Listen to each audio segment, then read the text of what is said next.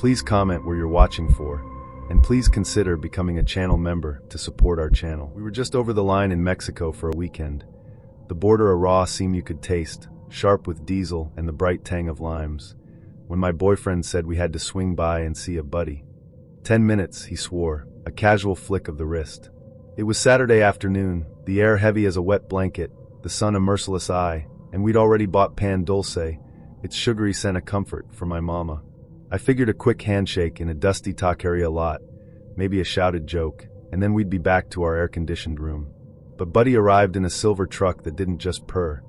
It idled with the smug rumble of a cat with gold teeth. Sunglasses, clean boots that gleamed like polished threats, a watch that screamed, "Don't ask." He hugged my boyfriend like long-lost church brothers, a performance, because his eyes never left me. Not flirty, not admiring, but a slow, calculating sweep like a surveyor marking boundaries. "Que tal, Reina?" he said, his voice a surprising silk, smooth as motor oil, but with an undercurrent of something sharp. When he suggested we all head to our place for a minute, a cold knot formed in my stomach. I should have planted my feet, rooted myself to that scorching asphalt. Instead, the no died on my tongue, a small, unheard protest, as I watched my boyfriend nod, a marionette on unseen strings. Inside my mama's living room, he moved with the entitlement of a landlord. He didn't sit on the couch, he occupied it, settling deep, an arm slung along the back cushions as if he'd personally signed the check for them. His eyes, now unshaded, wandered over the collage of our lives. The faded family photos, the chubby baby pictures, my sister's graduation cap perched proudly. Then they slid, slow and deliberate, to me, a signature on a deed he hadn't yet claimed. "Tengo Hambra," he announced, then switched to English, his voice syrupy and sharp, a switchblade disguised as a compliment. "Now make me something, . I blinked, the words catching in my throat. "Excuse me?" The air thickened, suddenly too heavy to breathe. He looked at me, then at my boyfriend, then back, a silent command passing between them. The look said, "Do it or else." And my boyfriend's silence, a gaping chasm of complicity, said everything else. This wasn't a friend. This was a force of nature, an inevitable storm. "I can fry some eggs," I heard myself say, my voice thin and reedy, a stranger's. "Chorizo, too." "Perfecto, Reina," he smiled, a flash of teeth, like a blade catching the sun. The chill of it went straight through me.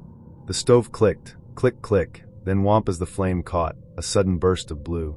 Oil shimmered in the pan, a liquid mirror. Cumbia whispered from the radio, a soft, familiar heartbeat trying to soothe the rising dread.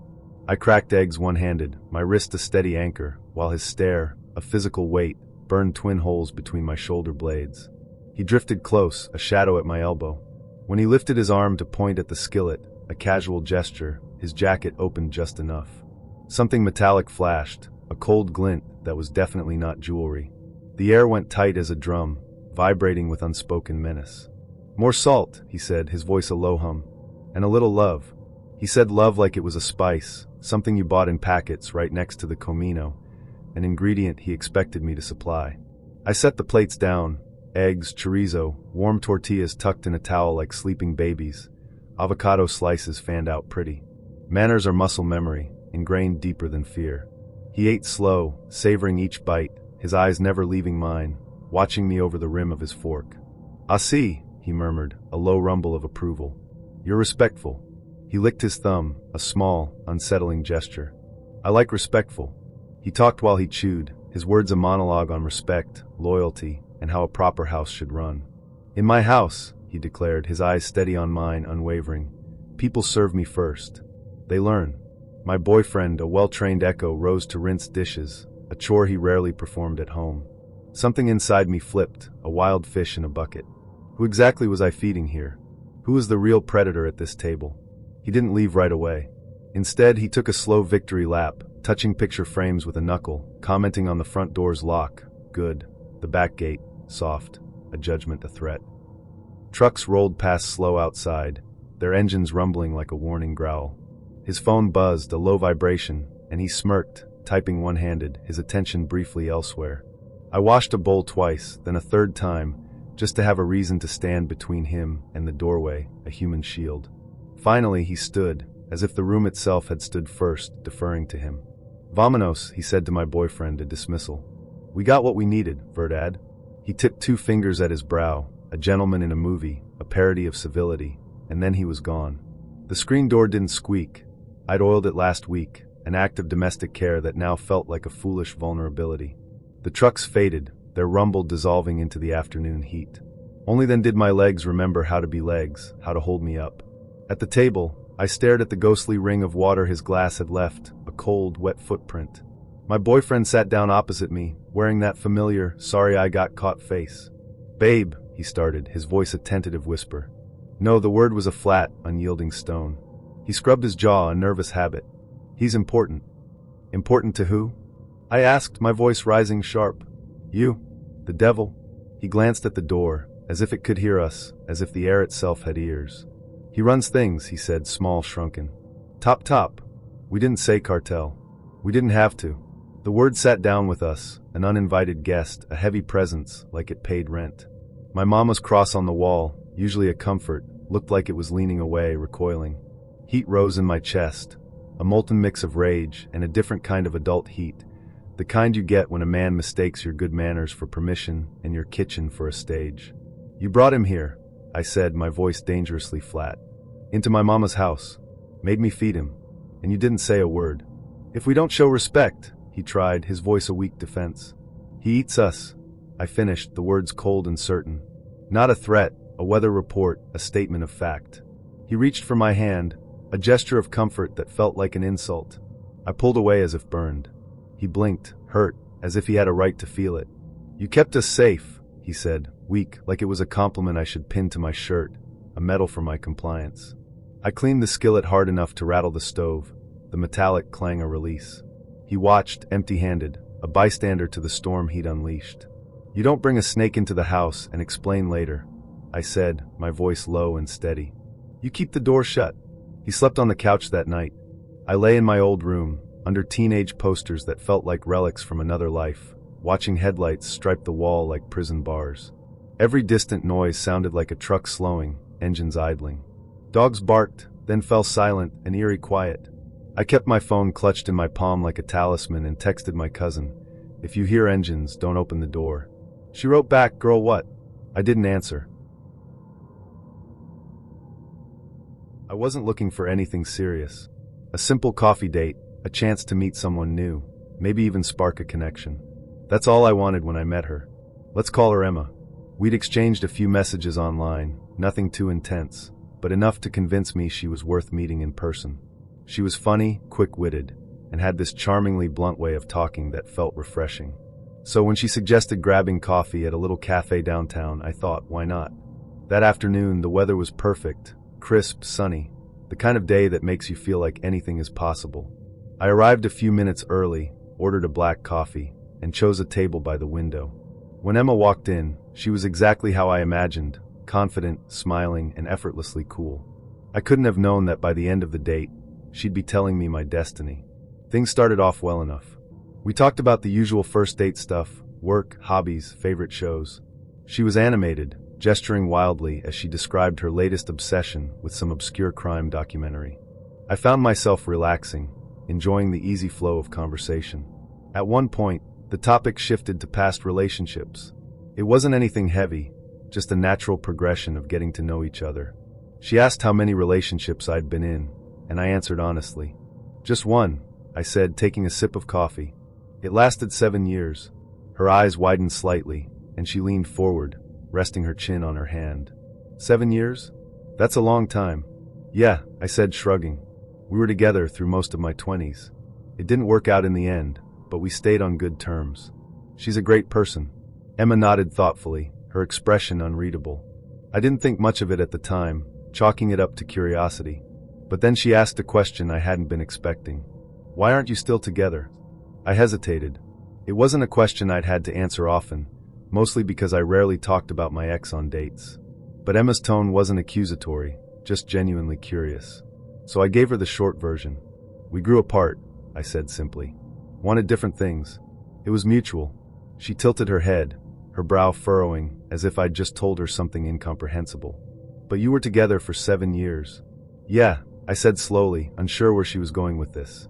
"That's a long time, but it doesn't mean it was meant to last forever."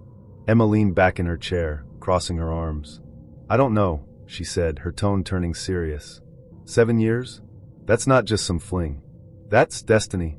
I blinked. Destiny? She nodded, her expression solemn now. You don't spend 7 years with someone unless they're your soulmate. You need to get back together with her. For a moment, I thought she was joking. I even let out a nervous laugh, waiting for her to crack a smile or say, just kidding. But she didn't. She just stared at me, her eyes wide with conviction. Emma, I said, setting my coffee cup down, I don't think you understand. We broke up for a reason. It's been a couple of years. She's moved on. I've moved on. She shook her head, leaning forward again. No, you haven't. Not really. You can't move on from something like that. It's fate. You're supposed to be with her. I was at a loss for words. How do you respond to someone who's decided they know your life better than you do? Look, I said carefully, I appreciate your perspective, but I'm pretty sure I know my own destiny better than anyone else. She ignored me, her voice gaining momentum. No, listen to me. You're wasting your time dating other people. She's the one for you. You need to stop all of this, these apps, these dates, and go find her. Fight for her. I stared at her, my brain struggling to process what was happening. Was this real?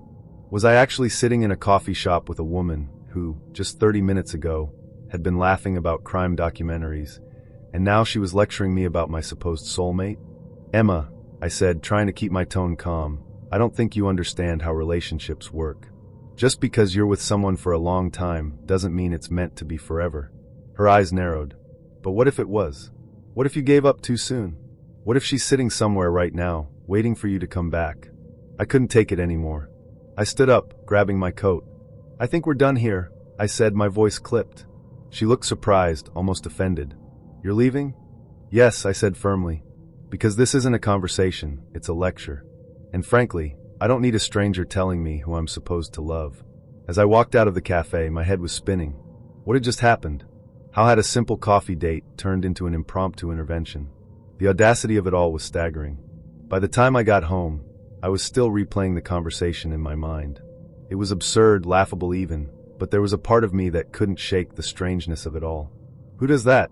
Who meets someone for the first time and decides to play matchmaker with their ex? The next day, I received a message from Emma. I really hope you think about what I said. It read, you deserve to be happy. With her. I blocked her immediately. But when I matched with Ryan on Tinder a few years ago, it felt like I'd struck gold. He was handsome in a way that made you do a double take, sharp jawline, piercing blue eyes, and a smile that could probably sell you anything. More than that, he was funny and charming. The kind of guy who had you checking your phone constantly, grinning at every notification. When he asked me out, I didn't hesitate. We'll grab food, he said. Simple, straightforward, low pressure. Perfect. On the day of the date, he even drove an hour to pick me up. I remember seeing him step out of the car, and he was even more striking in person. His confidence was magnetic, and as we drove, the conversation flowed effortlessly. I found myself thinking, wow, he's the real deal. That optimism lasted until he mentioned a barbecue. It's just a quick stop, he said casually, flashing me a smile. Some of my friends are having a barbecue. You don't mind, do you? I hesitated. Meeting someone's friends on a first date wasn't exactly what I'd signed up for, but I didn't want to seem uptight. Sure, I said, trying to sound breezy. A quick stop sounds fine. As we pulled up to a large, beautiful house, my unease grew. The driveway was packed with cars, and the sound of music and laughter spilled out into the street. This doesn't look like just a few friends, I said, glancing at him. He laughed. Yeah, it's my sister's engagement party. I stared at him, stunned. You're taking me to a family event? On our first date? It'll be fun, he said, already getting out of the car. Before I could protest, he was at my door, gesturing for me to follow. The moment we stepped inside, I realized I was in way over my head. The house was packed, people milling about in every room, drinks in hand, laughter echoing off the walls. Ryan introduced me to person after person, barely giving me time to process their names. His parents, his uncles, cousins, neighbors, I lost track. Then, before I knew it, I was face to face with his mom and grandmother. Oh, you're the girl Ryan's been talking about, his mom said, smiling warmly. It's so nice to meet you. My stomach sank. What has he been saying? Lovely to meet you, I managed to say, forcing a smile while my brain screamed. I don't even know this guy. Meanwhile, Ryan had disappeared into the crowd, leaving me alone with his family. I made polite small talk, trying not to look like a deer in headlights, but the absurdity of the situation was sinking in fast. It wasn't long before things spiraled even further. Ryan, now several drinks in, was off with his friends, completely ignoring me. His family, however, was all too eager to include me in the festivities. By the time I spotted him again, we were all heading to the local pub for the after-party. I thought about slipping away, calling for a ride, but I felt trapped. Everyone was so friendly, and leaving without an explanation felt rude. So I went along, telling myself this would all be over soon. The pub was chaos. Drinks were flowing, a live band was playing, and the energy was wild. And that's when things hit their peak. His grandmother, yes, his grandmother, climbed onto the bar. To the sound of Zombie by the Cranberries, she danced like she was living her best life, the crowd cheering her on. I'll admit, for a moment, I forgot how insane the night was and just stood there, laughing in disbelief. Then I saw her, Ryan's ex-girlfriend. She spotted me from across the room, her eyes narrowing like a hawk locking onto its prey. She marched over, drink in hand, and leaned in close, her voice sharp. "So, you're the homewrecker," she said, loud enough for everyone nearby to hear. "Excuse me?" I said, blinking in confusion. She didn't hold back, launching into a tirade about how Ryan was hers, how I had no business being there, and how I was clearly trying to ruin her life. I was too stunned to respond. "Homewrecker? I just met this guy."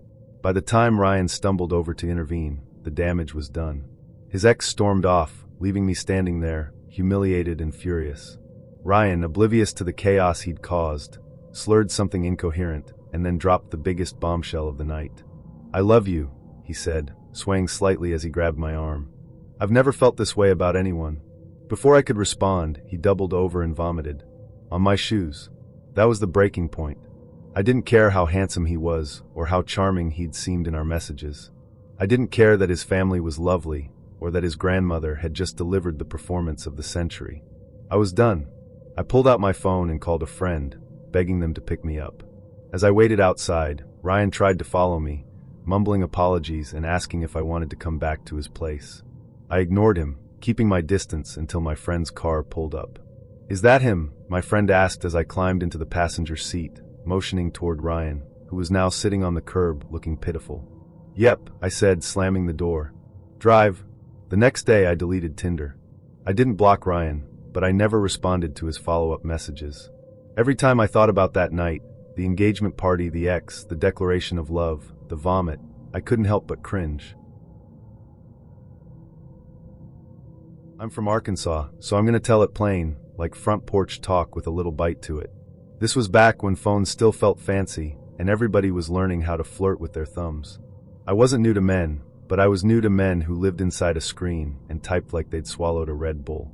We messaged a day or two, nothing wild, funny lines, a little flirty heat, enough to make me pour a second glass of wine and kick my feet up on the coffee table. Then he asked for my number. I hesitated. He sent a shrug emoji and no pressure, which somehow felt like pressure's cousin. I gave in. First text buzzed my hip before I'd tucked the phone away, like I'd joined a two-person group chat with a leaf blower. He was fast, cocky, talked like he had a grin you could hear. "Yo doll, I'm from Jersey," he wrote. "We get things done quick." He teased me for my drawl, and called me sweetheart like it was punctuation. Loud even over text. That kind of loud you want to set outdoors. We swapped a few harmless stories. He asked what I'd eaten. I said leftover spaghetti. He sent a photo of pizza, of course. Then, 15 minutes in, he asked for my Facebook. And my Tumblr. I hadn't mentioned either. I said, "Easy there, cowboy. I keep those for folks I actually know." He shot back a smiley and said the kind of line that lands like a drop in your gut. "It's cool. I already found you." My thumbs went cold. "How?" I asked. He sent LOL like a cough. "Nothing crazy. I'm a spy." Then, "No frills, kid. I do this." Like he was kidding, except it didn't read like a joke. And I know, who takes "I'm a spy" seriously. But half the game is tone, and his tone had weight. He started proving it, like a show and tell from hell. First he wrote my last name. Then the old street I grew up on, spelled it right, including the lane, which nobody ever gets right. He named the paint color of my childhood house. That weird minty green, sea foam? Then my elementary school. Then my church. He knew the little blue mailbox at the end of our gravel road got whacked by a truck once and leaned forever after like it had a bad back. He knew my dad drove a red Ford that wasn't red anymore from the sun beating all the pride out of it. He said my mama's rose bushes always threw shade, and I didn't breathe for a whole 4 seconds, because that's the exact kind of thing a neighbor says, not a stranger. The horror wasn't just in what he knew, but in how easily he knew it. This wasn't some master hacker. This was just a guy with a phone and too much time, pulling threads from the digital tapestry we all weave without thinking. "Come on, doll," he wrote, like he could feel my heart sprint. "Don't play games. I know you. You're not a catfish. You're the real thing." My skin crawled. "We can keep it simple," he added. "You and me, no drama." Which is exactly what a man says when he's starter kit drama. The real drama, I realized, was how utterly exposed I was, how every piece of my life was just data, waiting to be weaponized. I told him he was creeping me out and to knock it off. He replied with a stack of ha-ha-ha like poker chips. Ha-ha-ha in all caps, 40 in a row, then another 40, like laughter was his weapon. My phone buzzed against my hip bone, bzz, bzz, bzz, bzz, until my nerves did that bright, tinny hum you get when a smoke alarm goes off too long. It felt like a horror movie heartbeat, except it wasn't a soundtrack, it was my life. I put the phone face down. He kept going. "I'm not mad," he wrote. "I'm impressed." Then another avalanche of ha-ha-ha. I said, "This isn't funny." He wrote, "Everything's funny, babe. That's the trick." But the real trick was how much power he had, not because he was strong, but because the world had made me weak, willingly sharing crumbs of my existence that he could piece together into a full meal. I stopped answering. He didn't slow down. He sent me a satellite image of my street from some free site and circled my building in red, like it was a homework problem. "Chill," he said when I called him a creep. "Relax. I'm just making sure you're you." He sent a winking face and capice. This wasn't about him being a monster. It was about the monstrous indifference of the internet, the way it stripped away all pretense of privacy, and then shrugged. I turned off text previews, so I didn't have to watch each message crawl up my lock screen. The buzzing still came, bzz, bzz, bzz. I covered the phone with a dish towel like it was misbehaving. When it finally went quiet, I stood in the kitchen with the fridge open, letting the cold roll out like a reset button. It wasn't just him I feared, but the invisible threads that connected him to me, the digital breadcrumbs I'd left scattered across years. Night came, and here's where my brain did what brains do, made a swamp of it. I turned off the lamps and sat on the floor by the window, peeking between blinds. Every time headlights slid past my house, I stiffened. A pair of lights slowed outside, idled, then rolled on. Another set stopped a second longer, and I saw my reflection in the glass, wide-eyed, silly, scared, clutching a mug like a talisman. I kept telling myself, ain't nobody drove from New Jersey to Arkansas to peer at me through a magnolia tree. But fear doesn't need logic. It runs on fuel you already got. The true horror wasn't the man himself, but the sudden, stark realization that my digital self was a ghost, wandering unprotected, and anyone with a search bar could call her name. 3 days of that mess. He'd quiet down, then kick back up. "Babe, you there?" Followed by 50 ha-ha-ha that rattled the drawers. He sent, "Come on, doll, I know you're sweet." I can tell. Sent, "Don't break my chops." Sent, "Don't be dramatic." Sent, "Smile." Like I was something he could remote control. I drove over the line into Texas for a simple meet-up at this Tulane diner that smelled like fry oil and coffee older than the waitress. Neon beer signs flickered over the counter, Shiner Lone Star, one that only blinked the bar part, a desperate red pulse in the fading light. It was early evening, the kind of heat that still clung to your skin like a damp sheet. I slid into a vinyl booth, the plastic groaning a complaint beneath me, and didn't even get my but settled before she came in. She was a little thing, wiry, a sundress defying the boots, a smile that didn't just invite but dared. I started to stand, a polite reflex. She didn't bother with hello. She didn't even break stride. Instead, she slid right in next to me, not across, next to, like we were old conspirators sharing a secret pew. Her thigh found my jeans, a sudden warm weight, and stayed. I figured Texas friendly, trying to rationalize the immediate invasion of my personal space. Then her fingers, slow as ivy unfurling, crept into my palm. I thought she was just steadying herself. Nope. She laced them through mine and squeezed, a possessive little clamp. "Big hands," she purred, a giggle like wind chimes made of broken glass, her voice honeyed with that hill country twang. "Mercy." The server came for drinks. 2 sweet teas. I managed, my voice a little rough. I couldn't move my right hand to reach the laminated menu because this girl had my hand held hostage, a warm, insistent pressure against my own. We swapped a few harmless stories. He asked what I'd eaten. I said leftover spaghetti. He sent a photo of pizza, of course. Then, 15 minutes into our digital dance, he asked for my Facebook. And my Tumblr. I hadn't mentioned either. I typed back, "Easy there, cowboy. I keep those for folks I actually know." He shot back a smiley, a yellow smirk, then the kind of line that lands like a lead weight in your gut. "It's cool. I already found you." My thumbs went cold. "How?" I asked, the word thin and reedy. He sent LOL like a dry cough. "Nothing crazy. I'm a spy." Then a beat later, "No frills, kid. I do this." Like he was kidding, except it didn't read like a joke. And I know, who takes "I'm a spy" seriously? But half the game is tone, and his tone had the chilling weight of a threat. He started proving it like a show and tell from hell. First he wrote my last name. Then the old street I grew up on, spelled it right, including the lane, which nobody ever gets right. He named the paint color of my childhood house. That weird minty green seafoam. Then my elementary school. Then my church.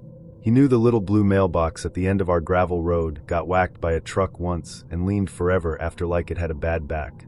He knew my dad drove a red Ford that wasn't red anymore from the sun beating all the pride out of it. He said my mama's rose bushes, always through shade, and I didn't breathe for a whole 4 seconds, because that's the exact kind of thing a neighbor says, not a stranger. "Come on, doll," he wrote, like he could feel my heart sprint, a frantic rabbit in my chest. "Don't play games. I know you. You're not a catfish. You're the real thing." My skin crawled, 1,000 tiny insects marching. "We can keep it simple," he added.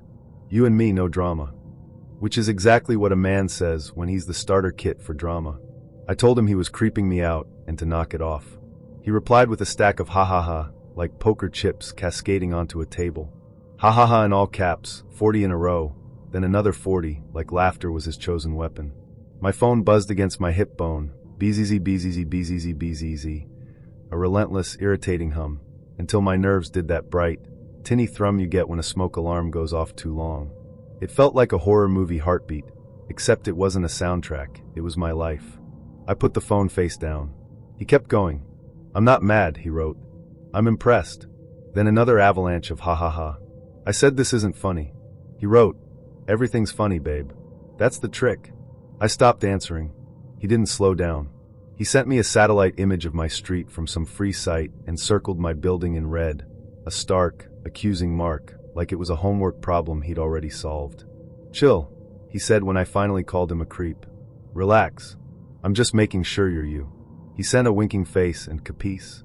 I turned off text previews so I didn't have to watch each message crawl up my lock screen, a fresh wound.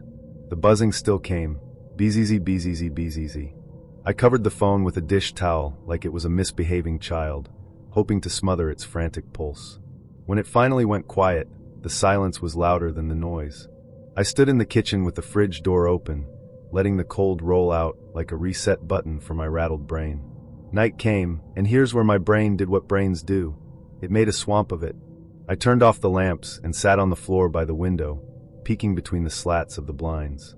Every time headlights slid past my house, a phantom limb of fear tightened in my gut.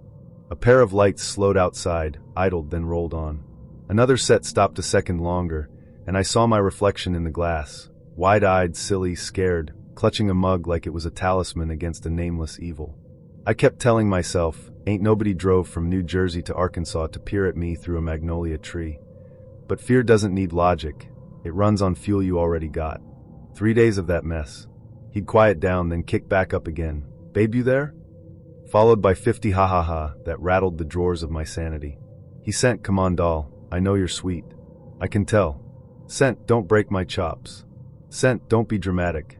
Sent, "Smile." Like I was something he could remote control, a doll on his digital string. I tried telling friends. Half told me to ignore him, half told me to call the cops. I felt goofy, like I'd be wasting an officer's time with a man who knows my elementary school. None of it made sense. Folks like to warn you about the wild ones, the bad boys who talk slick, the women with too many red flags waving in the breeze. But let me tell you, sometimes it ain't the wild ones who'll wreck your world. Sometimes it's the quiet ones, the awkward ones, The ones who look like they couldn't tear tissue paper. That's what makes this one stick in my craw, because her mistake wasn't ignoring the red flags, it was ignoring how plain he looked. His name was Ethan. I went out with him once, just once. Nothing sexy about it, no fireworks, no sweaty hands brushing across tables. He was shy as a paper cut, weird pauses, a chuckle that came late, eyes that never stayed put. I walked away thinking, sure, sweet enough guy, but not my flavor. You know the rule, right? One date, no spark? Done deal. You let it drop, no harm, no foul. Except Ethan didn't let it drop. I first saw him a week later. Portland drizzle mizzed him down, sidewalks glossy with neon smear from coffee shop windows. I'm fiddling with my keys, umbrella tucked under my chin, when my belly clenched tight. There he was, not right in front of my door, but close. Standing under the crooked street lamp, that watery halo dripping down his figure, motionless. Didn't wave, didn't call my name, just stood. At first, I told myself, accident, coincidence. Maybe he lives close. Portland's intimate like that.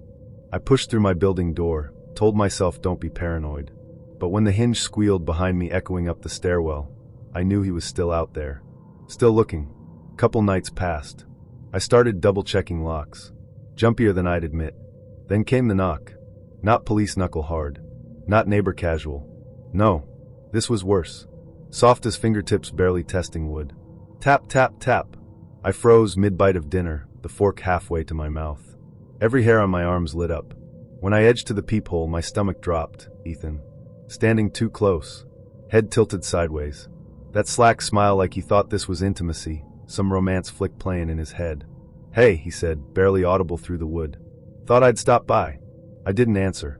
Didn't breathe. Next day I messaged him. If you do that again, I'm calling the cops. He wrote back one word, sorry, with no punctuation. And then he showed up again. That's when things twisted from quirky to horror. I hit my gym after work. Who's on the treadmill 2 rows over? Him. Not working out, just walking slow, eyes locked dead across at my reflection in the mirror. I grabbed groceries. He just happened to be by the checkout, buying nothing but bottled water. Week after week, sidewalks turned haunted. Rain-slicked Portland streets swallowed him and then spat him out at whatever corner I walked. His figure always backlit by lamps, by headlights, by store windows. Never close enough to tackle, but always close enough to be there. It got under my skin, the way heat lingers after sex and won't leave. That feeling of being pressed on even when you am alone. I stopped sleeping proper. Stood in my bedroom some midnights, blinds barely cracked. And I swear I'd catch movement, like his silhouette stitched into the mist, retreating as soon as I leaned toward glass. No messages. No calls. Just presence. Like he'd swapped chatter for constant surveillance. One night I swore I saw him crouched under that same damn street lamp, hood dripping with rain. Stayed low, motionless. Watching till my throat went dry with bile. Now let me say something grown folk here. Dating ain't just cute lattes and sloppy little kisses. It's raw sometimes, clothes half torn, sweat between thighs, laughter muffled in pillows. I wanted that too. Trust me, I ain't no prude. But the betrayal here? It was that he twisted that sacred want for closeness into the most perverted thing. Ownership without consent. What Ethan wanted wasn't my body in bed. He wanted my life circled like prey. His romance was a slow, hungry territorial claim. But more than that, he made me question what I even looked like anymore. Did he see me as a person, or just an object to fill a space in his own lonely narrative? He didn't just take my peace, he took my reflection. It's as NSFW ugly as it gets. Someone making you feel naked, stripped down, without even laying a hand, and then making you wonder if you're even there at all, or just a ghost in their private movie. It ended only when I broke. Took weeks, but I snapped. Packed everything, moved across town. Hell, changed my whole routine. New apartment, locks double-checked. Route to work flipped backwards like ritual just to keep my sanity. Ethan faded after the move. Maybe he didn't have the patience. Maybe he finally read the heat waiting from cops. But you don't walk away clean after something like that. I still tell myself point blank. I kept telling myself, he's just quirky, he's shy, harmless. But quirks don't track you home. Quirks don't know which unit you live in. And quirks sure as hell don't knock soft like they want to own the air in your lungs. I can turn my key in my new apartment door today, but those nights don't vanish. I still check my peephole when knocks come. Still jerks awake when footst. She told me this one heavy, like a stone she'd swallowed whole years ago, and it was finally clawing its way back up. Swore she'd buried it down deep, under layers of Boston grit and forgotten nights, but I could see it in her eyes.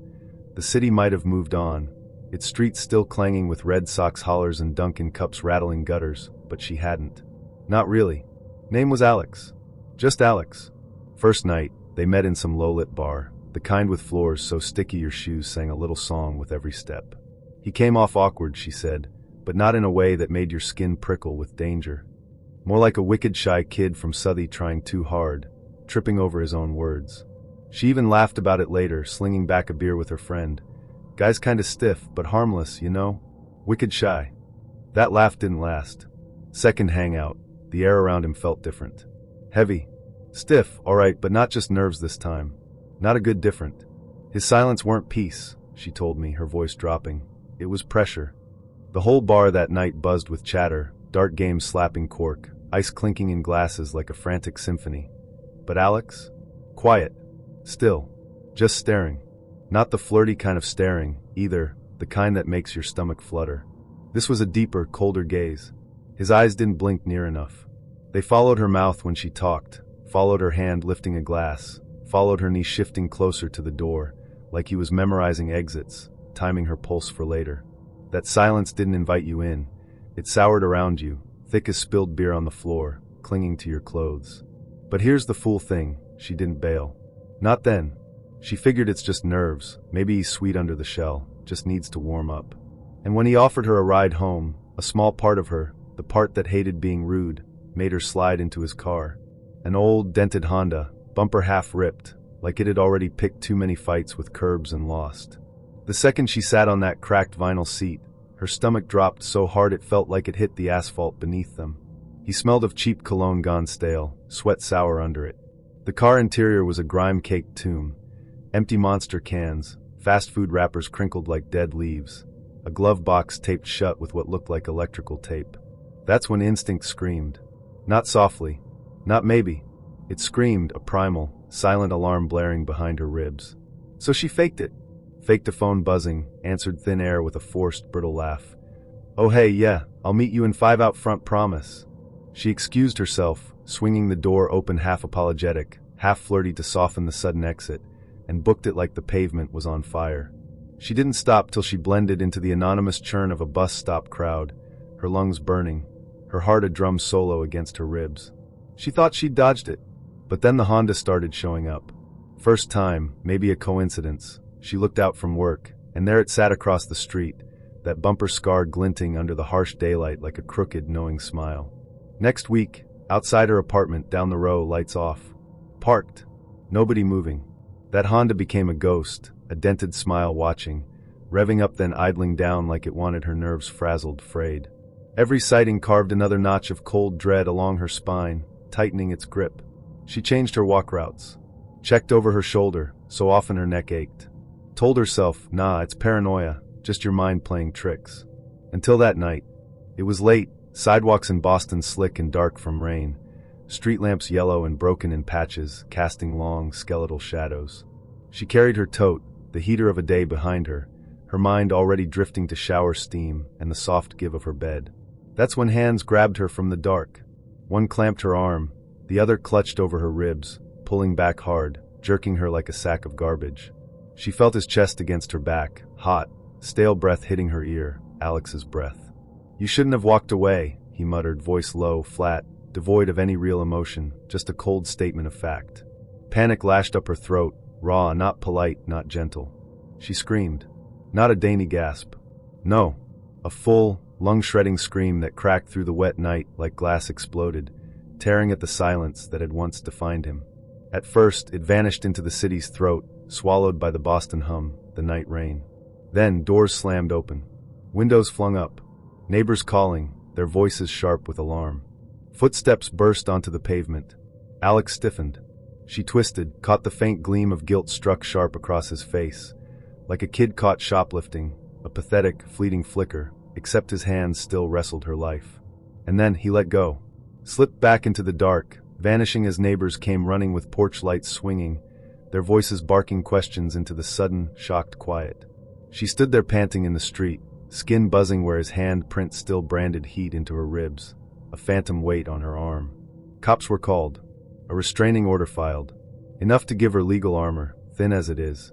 Alex kept his distance after that. The Honda disappeared like a rattler sliding under brush, melting back into the urban shadows. But fear didn't vanish with it. It burrowed deep, a cold seed planted in her gut. She told me straight, her voice cracking toward tears, the memory still fresh, still burning. You don't get it till it happens. Everyone says watch out for the bad boys, the troublemakers, the ones with the obvious red flags. But this one, he wasn't charming, he wasn't smooth. He was boring. Boring burns you slower. One awkward date, second one strange, then suddenly you're choking on his breath against your ear in the dark. And yeah, she still goes on dates. Still sits over beers, still plays the app roulette, swiping left and right into the digital void. But the thread of panic stays woven through it all, a constant, chilling reminder. She don't climb into old cars with dented bumpers anymore. Don't let shy silence blind her to obsession. Those neighbors saved her life, she knows that. But in her head, the question loops, ugly and relentless. Asterisk, what if no one had come? What if her scream had been swallowed whole by city noise? What if hands that felt awkward at the bar had become the last hands she ever felt? Asterisk. That's the horror of dating, she swore. Folks don't talk on enough. It ain't always violent drunks or smooth liars. Sometimes it's a guy too awkward to talk, till he believes silence entitles him to own you. And the worst part, you might not even see it until his shadow falls over you, until his breath is hot on your neck, until it's almost too late. I drove over the line into Texas for a simple meet-up at this Tulane diner that smelled like fry oil and coffee older than the waitress. Neon beer signs flickered over the counter, Shiner Lone Star, one that only blinked the bar part, a desperate red pulse in the fading light. It was early evening, the kind of heat that still clung to your skin like a damp sheet. I slid into a vinyl booth, the plastic groaning a complaint beneath me, and didn't even get my but settled before she came in. She was a little thing, wiry, a sundress defying the boots, a smile that didn't just invite but dared. I started to stand, a polite reflex. She didn't bother with hello. She didn't even break stride. Instead, she slid right in next to me, not across, next to, like we were old conspirators sharing a secret pew. Her thigh found my jeans, a sudden warm weight, and stayed. I figured Texas friendly, trying to rationalize the immediate invasion of my personal space. Then her fingers, slow as ivy unfurling, crept into my palm. I thought she was just steadying herself. Nope. She laced them through mine and squeezed, a possessive little clamp. Big hands, she purred, a giggle like wind chimes made of broken glass, her voice honeyed with that hill country twang. Mercy. The server came for drinks. 2 sweet teas. I managed, my voice a little rough. I couldn't move my right hand to reach the laminated menu because this girl had my hand held hostage, a warm, insistent pressure against my own. We swapped a few harmless stories. He asked what I'd eaten. I said leftover spaghetti. He sent a photo of pizza, of course. Then, 15 minutes into our digital dance, he asked for my Facebook. And my Tumblr. I hadn't mentioned either. I typed back, easy there, cowboy, I keep those for folks I actually know. He shot back a smiley, a yellow smirk, then the kind of line that lands like a lead weight in your gut. It's cool. I already found you. My thumbs went cold. How? I asked, the word thin and reedy. He sent LOL like a dry cough. Nothing crazy. I'm a spy. Then a beat later, no frills, kid. I do this. Like he was kidding, except it didn't read like a joke. And I know, who takes I'm a spy seriously. But half the game is tone, and his tone had the chilling weight of a threat. He started proving it like a show and tell from hell. First he wrote my last name. Then the old street I grew up on, spelled it right, including the lane, which nobody ever gets right. He named the paint color of my childhood house. That weird minty green seafoam. Then my elementary school. Then my church. He knew the little blue mailbox at the end of our gravel road got whacked by a truck once and leaned forever after like it had a bad back. He knew my dad drove a red Ford that wasn't red anymore from the sun beating all the pride out of it. He said my mama's rose bushes, always through shade, and I didn't breathe for a whole 4 seconds, because that's the exact kind of thing a neighbor says, not a stranger. Come on, doll, he wrote, like he could feel my heart sprint, a frantic rabbit in my chest. Don't play games. I know you. You're not a catfish. You're the real thing. My skin crawled, 1,000 tiny insects marching. We can keep it simple, he added. You and me, no drama. Which is exactly what a man says when he's the starter kit for drama. I told him he was creeping me out and to knock it off. He replied with a stack of ha ha ha, like poker chips cascading onto a table. Ha ha ha in all caps, 40 in a row, then another 40, like laughter was his chosen weapon. My phone buzzed against my hip bone, bzz bzz bzz bzz, a relentless, irritating hum, until my nerves did that bright, tinny thrum you get when a smoke alarm goes off too long. It felt like a horror movie heartbeat, except it wasn't a soundtrack, it was my life. I put the phone face down. He kept going. I'm not mad, he wrote. I'm impressed. Then another avalanche of ha ha ha. I said this isn't funny. He wrote, everything's funny, babe. That's the trick. I stopped answering. He didn't slow down. He sent me a satellite image of my street from some free site and circled my building in red, a stark, accusing mark, like it was a homework problem he'd already solved. Chill, he said when I finally called him a creep. Relax. I'm just making sure you're you. He sent a winking face and capice. I turned off text previews so I didn't have to watch each message crawl up my lock screen, a fresh wound. The buzzing still came. Bzz bzz bzz. I covered the phone with a dish towel like it was a misbehaving child, hoping to smother its frantic pulse. When it finally went quiet, the silence was louder than the noise. I stood in the kitchen with the fridge door open, letting the cold roll out like a reset button for my rattled brain. Night came, and here's where my brain did what brains do. It made a swamp of it. I turned off the lamps and sat on the floor by the window, peeking between the slats of the blinds. Every time headlights slid past my house, a phantom limb of fear tightened in my gut. A pair of lights slowed outside, idled, then rolled on. Another set stopped a second longer, and I saw my reflection in the glass, wide-eyed, silly, scared, clutching a mug like it was a talisman against a nameless evil. I kept telling myself, ain't nobody drove from New Jersey to Arkansas to peer at me through a magnolia tree. But fear doesn't need logic. It runs on fuel you already got. 3 days of that mess. He'd quiet down, then kick back up again. Babe, you there? Followed by 50 ha ha ha that rattled the drawers of my sanity. He sent, come on doll, I know you're sweet. I can tell. Sent, don't break my chops. Sent, don't be dramatic. Sent, smile. Like I was something he could remote control, a doll on his digital string. I tried telling friends. Half told me to ignore him, half told me to call the cops. I felt goofy, like I'd be wasting an officer's time with a man who knows my elementary school. None of it made sense. I'm from Arkansas, so I'm gonna tell it plain, like front porch talk with a little bite to it. This was back when phones still felt fancy, and everybody was learning how to flirt with their thumbs. I wasn't new to men, but I was new to men who lived inside a screen and typed like they'd swallowed a Red Bull. We messaged a day or two, nothing wild, funny lines, a little flirty heat, enough to make me pour a second glass of wine and kick my feet up on the coffee table. Then he asked for my number. I hesitated. He sent a shrug emoji and no pressure, which somehow felt like pressure's cousin. I gave in. First text buzzed my hip before I'd tucked the phone away, like I'd joined a two-person group chat with a leaf blower. He was fast, cocky, talked like he had a grin you could hear. Yo doll, I'm from Jersey, he wrote. We get things done quick. He teased me for my drawl, and called me sweetheart like it was punctuation. Loud even over text. That kind of loud you want to set outdoors. We swapped a few harmless stories. He asked what I'd eaten. I said leftover spaghetti.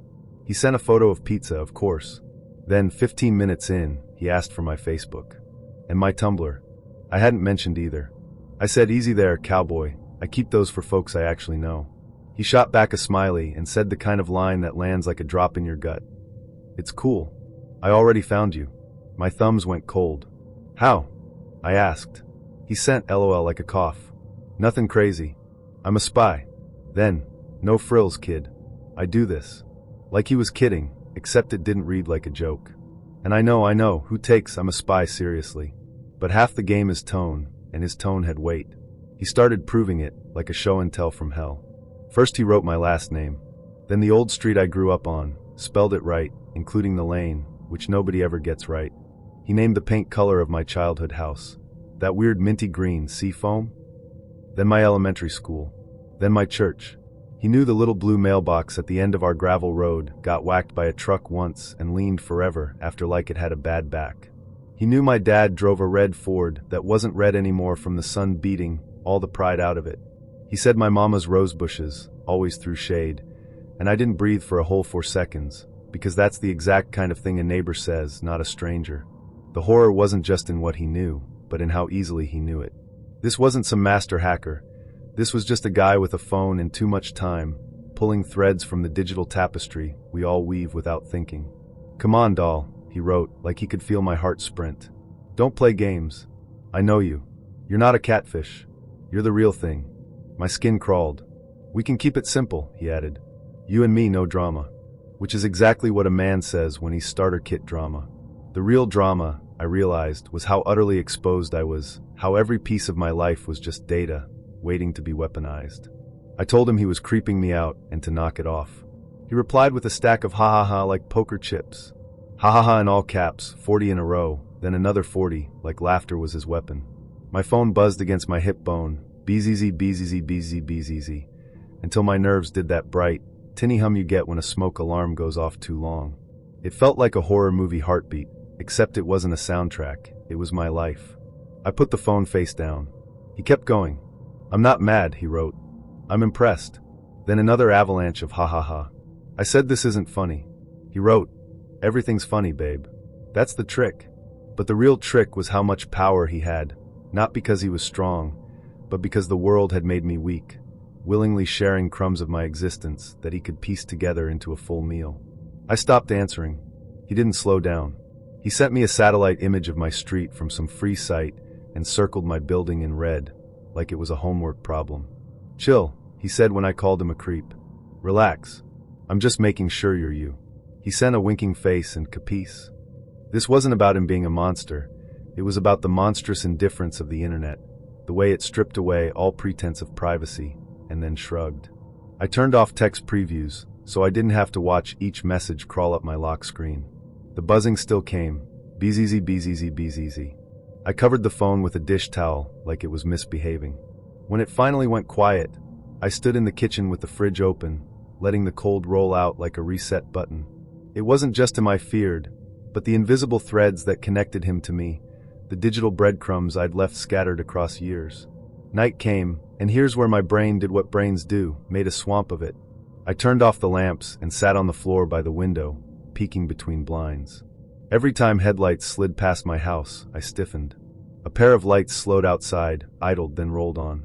Another set stopped a second longer, and I saw my reflection in the glass, wide-eyed, silly, scared, clutching a mug like a talisman. I kept telling myself, ain't nobody drove from New Jersey to Arkansas to peer at me through a magnolia tree. But fear doesn't need logic. It runs on fuel you already got. The true horror wasn't the man himself, but the sudden, stark realization that my digital self was a ghost, wandering unprotected, and anyone with a search bar could call her name. 3 days of that mess. He'd quiet down, then kick back up. "Babe, you there?" Followed by 50 ha-ha-ha that rattled the drawers.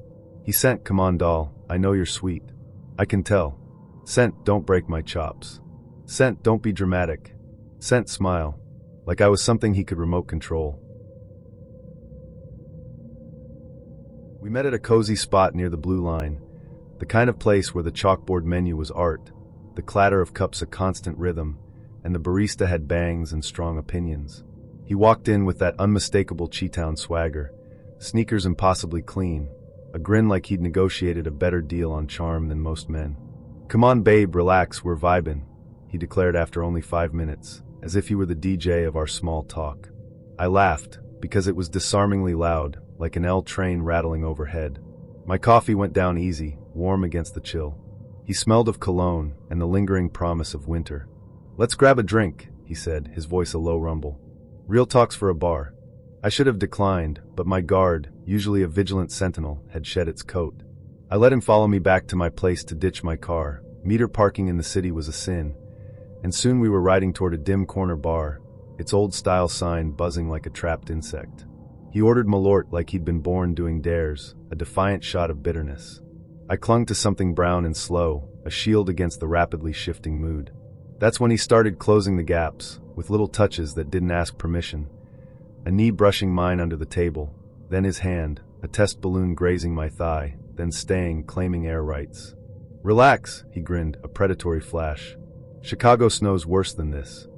I did the nervous giggle thing, you know it, the one where you rationalize discomfort as maybe I'm being dramatic. He grew bolder. During round 2, his idea, my card, he looped an arm around the back of my neck like we were already intimately familiar. Not rough at first, just claiming a territorial gesture. The bartender's gaze flickered our way.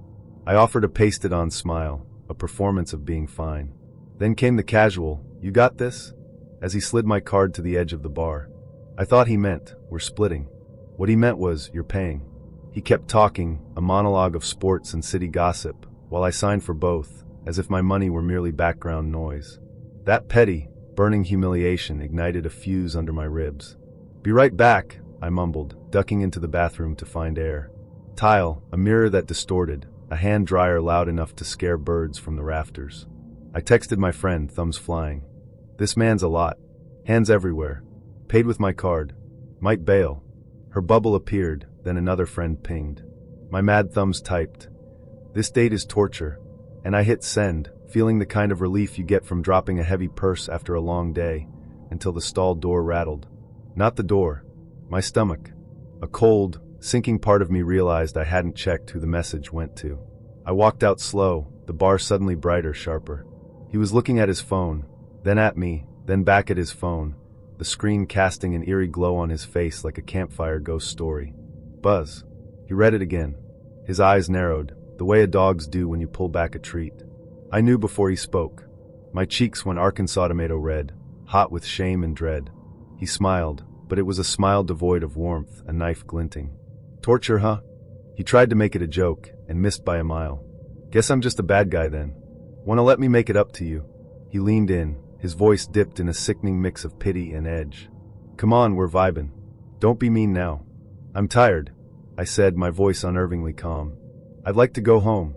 He paid for nothing, of course. On the walk to the car, he filled the silence with that Chicago patter, sports, winter. This city's the best. As if words could smooth the rough asphalt of the night. Streetlights slid across his cheekbones, the bar's neon chasing us down the block. I got in. My seatbelt clicked like a desperate prayer. The ride back was long and short all at once, stretched taut with unspoken tension. He drove with one hand, the other drifting to my knee, then higher, until I wedged my elbow between us like a flimsy fence. "Relax," he murmured, his smirk tilting. At every red light, he'd angle toward me, his palm again at the back of my neck, a subtle pressure, as if he wanted to hook me and reel me closer. Not hard enough to bruise, YouTube-friendly, I guess, but hard enough to make my stomach drop. I kept my voice in that soft, agreeable register women learn in Sunday school, asking about his favorite pizza like we weren't doing survival math. With the screen dimmed, I texted my friend my location. She responded with a skull emoji and a terse, "Call me if he gets weird." He was already beyond weird. He pulled up in front of my building like a valet, expecting a tip and kisses. I unbuckled with frantic speed. "Thanks," I said, my voice thin. "Night." He didn't move. "So I'm torture?" he asked, his smile a shiny knife. "Am I that bad?" The pity party started up proper, a performance. "Guess I'm a monster, huh? You made me feel like we were vibing, and then, boom, group chat." He chuckled, a humorless sound. "Kinda messed up, babe." "Good night," I repeated, opening the door. He touched my arm, not rough, just insistent. "Let me walk you," he said, as if safety were his to bestow. "I want to make sure you get in okay." That sickening tangle of sweet and scary sent static through my spine. "No," I said, still soft, still performing. "I'm fine." I stepped out. He leaned across the console like he might try to kiss me anyway. I took 2 quick steps back and shut the door with a definitive thud. He waited there, window down, a cat deciding how much trouble to be. I stood on my stoop until he finally drove off, letting him see me lock the door, then waited another 10 minutes in the dark, breath catching in my throat, until my heart finally leveled out. Back then, I clocked nights at a Walmart off a Florida highway, a sprawling beast of concrete and fluorescent hum, with a brackish canal slithering behind it. The floodlights above buzzed like a hive of furious, drunk mosquitoes, casting sickly yellow pools onto the asphalt. Humidity wasn't just in the air, it was a physical weight, a hot, damp towel draped over your shoulders, sticking your shirt to your skin. I'd been trading messages with this woman, a high school English teacher by her own account, and then, without warning, the conversation just deflated. Not a fiery crash, no shouting match, just a slow, quiet leak of interest. I was bone-weary, she was a high-pressure system, and I figured the silence would be louder than any breakup text. 2 nights later, Marcus from Produce, smelling faintly of overripe cantaloupe, leaned across a pallet of watermelons. "Hey man," he grunted, his voice a low rumble. "Some lady out front of skin for you." I just chuckled, waved it off. The night after that, "She's back," he said, his tone flat. The way everyone started saying back made my stomach clench. A cold little gator rolled deep in my gut. It's pushing 3 a.m. when I finally catch sight of her. She's by the automatic doors, bathed in that buzzing light, her hair a wild, frizzed halo from the Florida air. She's wearing a crisp white blouse tucked into a pencil skirt, looking like she'd stepped straight off the cover of a teacher supply catalog and somehow landed knee-deep in a swamp. A cigarette is pinched between her fingers, unlit, grinding a nervous, tiny circle into the ashtray stand. "Hey you," she purrs, a voice like sugar-sweet tea brewed with a hint of something unsettling. "Been looking for you." I swallow, my throat suddenly dry. "I've been working," I manage, gesturing vaguely at the vast, echoing expanse of the night shift store, as if that explains anything.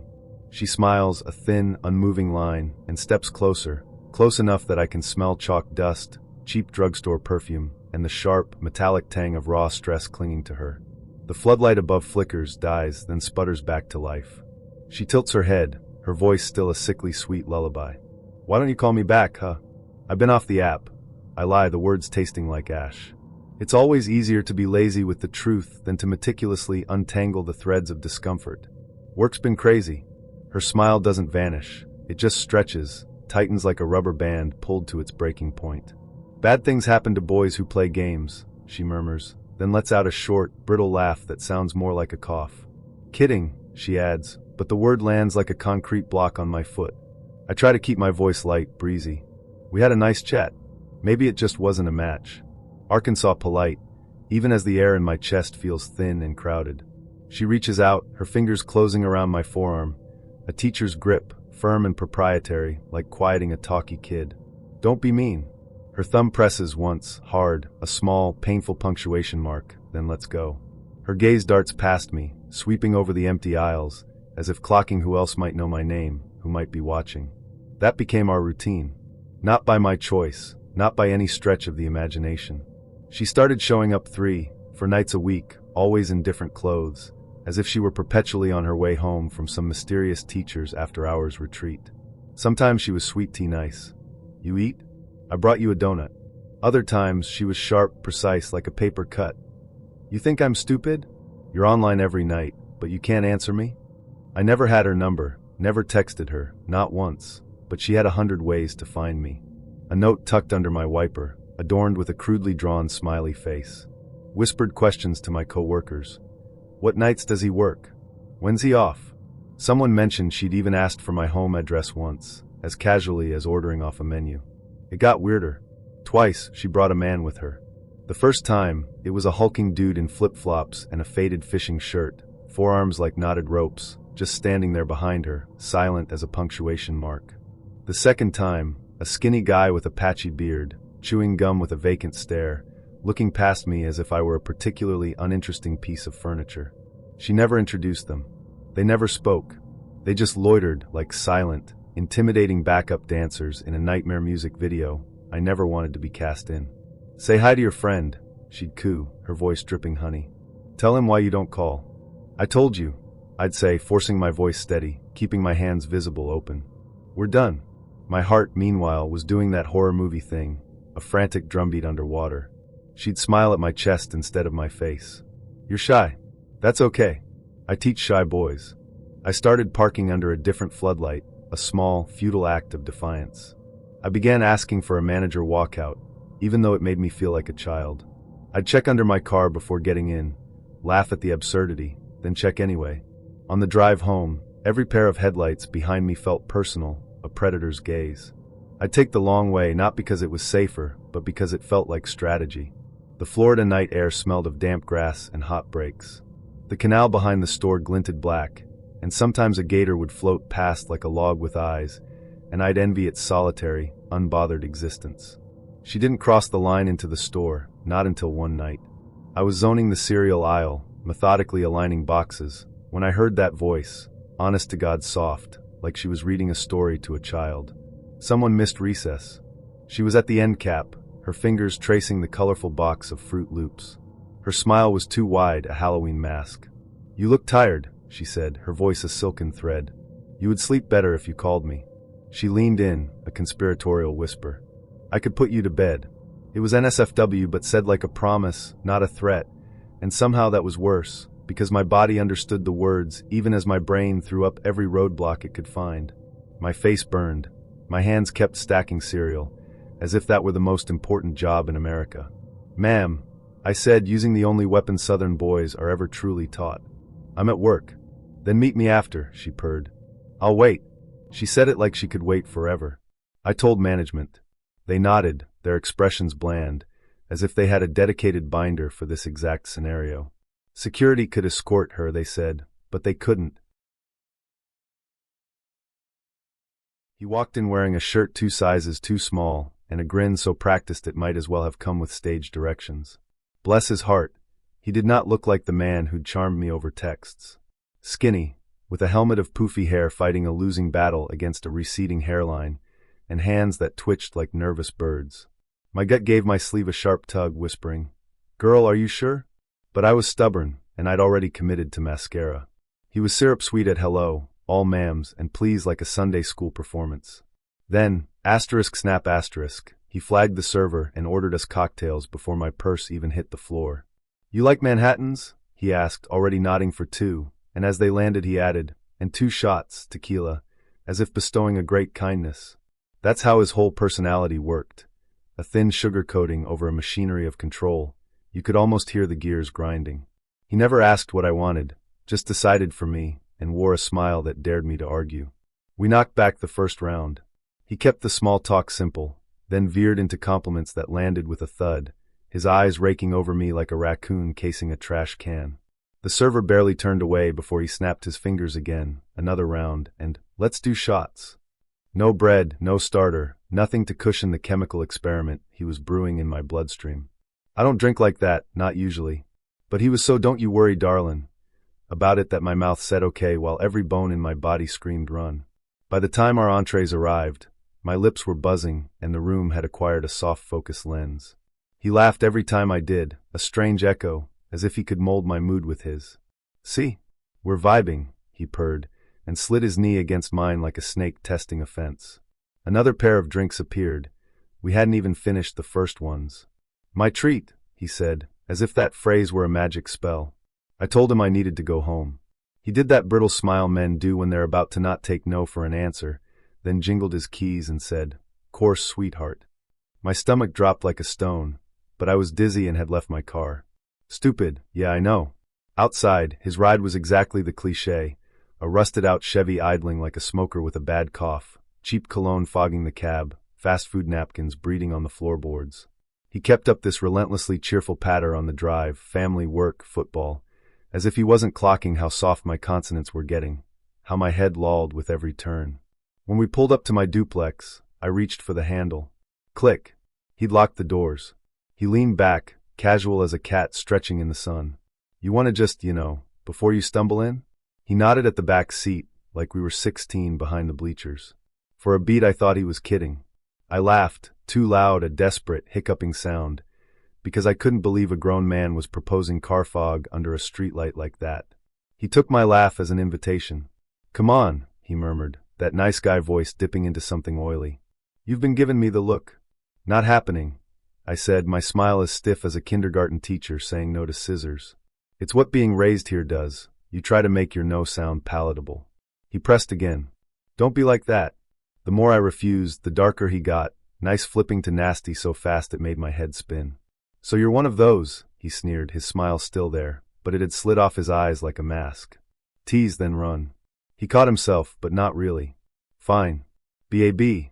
He stopped, then started inventorying me like a yard sale. My hair, my body, my laugh, picking apart features and feelings I'd shared at dinner, now twisted into accusations. Every word was a pin in the map of me, marking weaknesses. I felt the heat crawl up my neck and realized, oh, he likes this, my hurt was his dessert. I cried. Not pretty. Not movie tears. He watched, a spectator finally entertained. Then he unlocked the door and said, almost bored, "Get." I got. I slept on the couch with the lamp on and the chain across the door. Morning sun spilled over a bouquet on my back porch, wildflowers from the grocery store, a ribbon, a note, "Sorry." It wasn't sweet. It was a handprint on my throat. I stood there barefoot, imagining him skulking around my windows in the dark, sniffing at the lock like a raccoon. My coffee went cold in my hand, forgotten. It didn't stop. Every few days, flowers, chocolate, a card with sorry written like he'd stabbed each letter into the paper.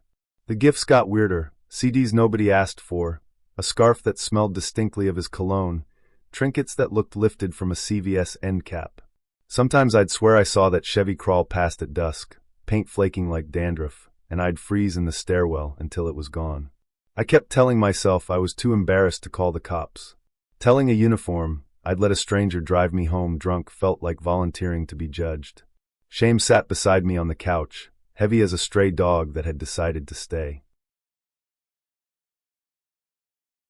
18's a dumb age, let me tell ya. You strut around, convinced you're a man, cause a shadow of stubble dusts your jaw, and a driver's license warms your wallet. But the truth is, you're still green as a field of uncut corn. All hormones, no compass. That's how I ended up in that mess. I lied about my age on Tinder, figured I'd skip the kiddie pool, and dove straight into the deep end of adulthood. Up pops a girl, a mirage of pixels too perfect to be real, a waterfall of dark hair, legs that seemed to stretch for days, and a smile already promising sweet surrender. I bought every shimmering pixel of it, hook, line, and goddamn sinker. She told me to come to her apartment. That word alone felt older, tasted exciting. Girls my age lived in dorms or under their folks' roofs. But here was someone beautiful, in her own place. It felt like a trophy I hadn't earned yet.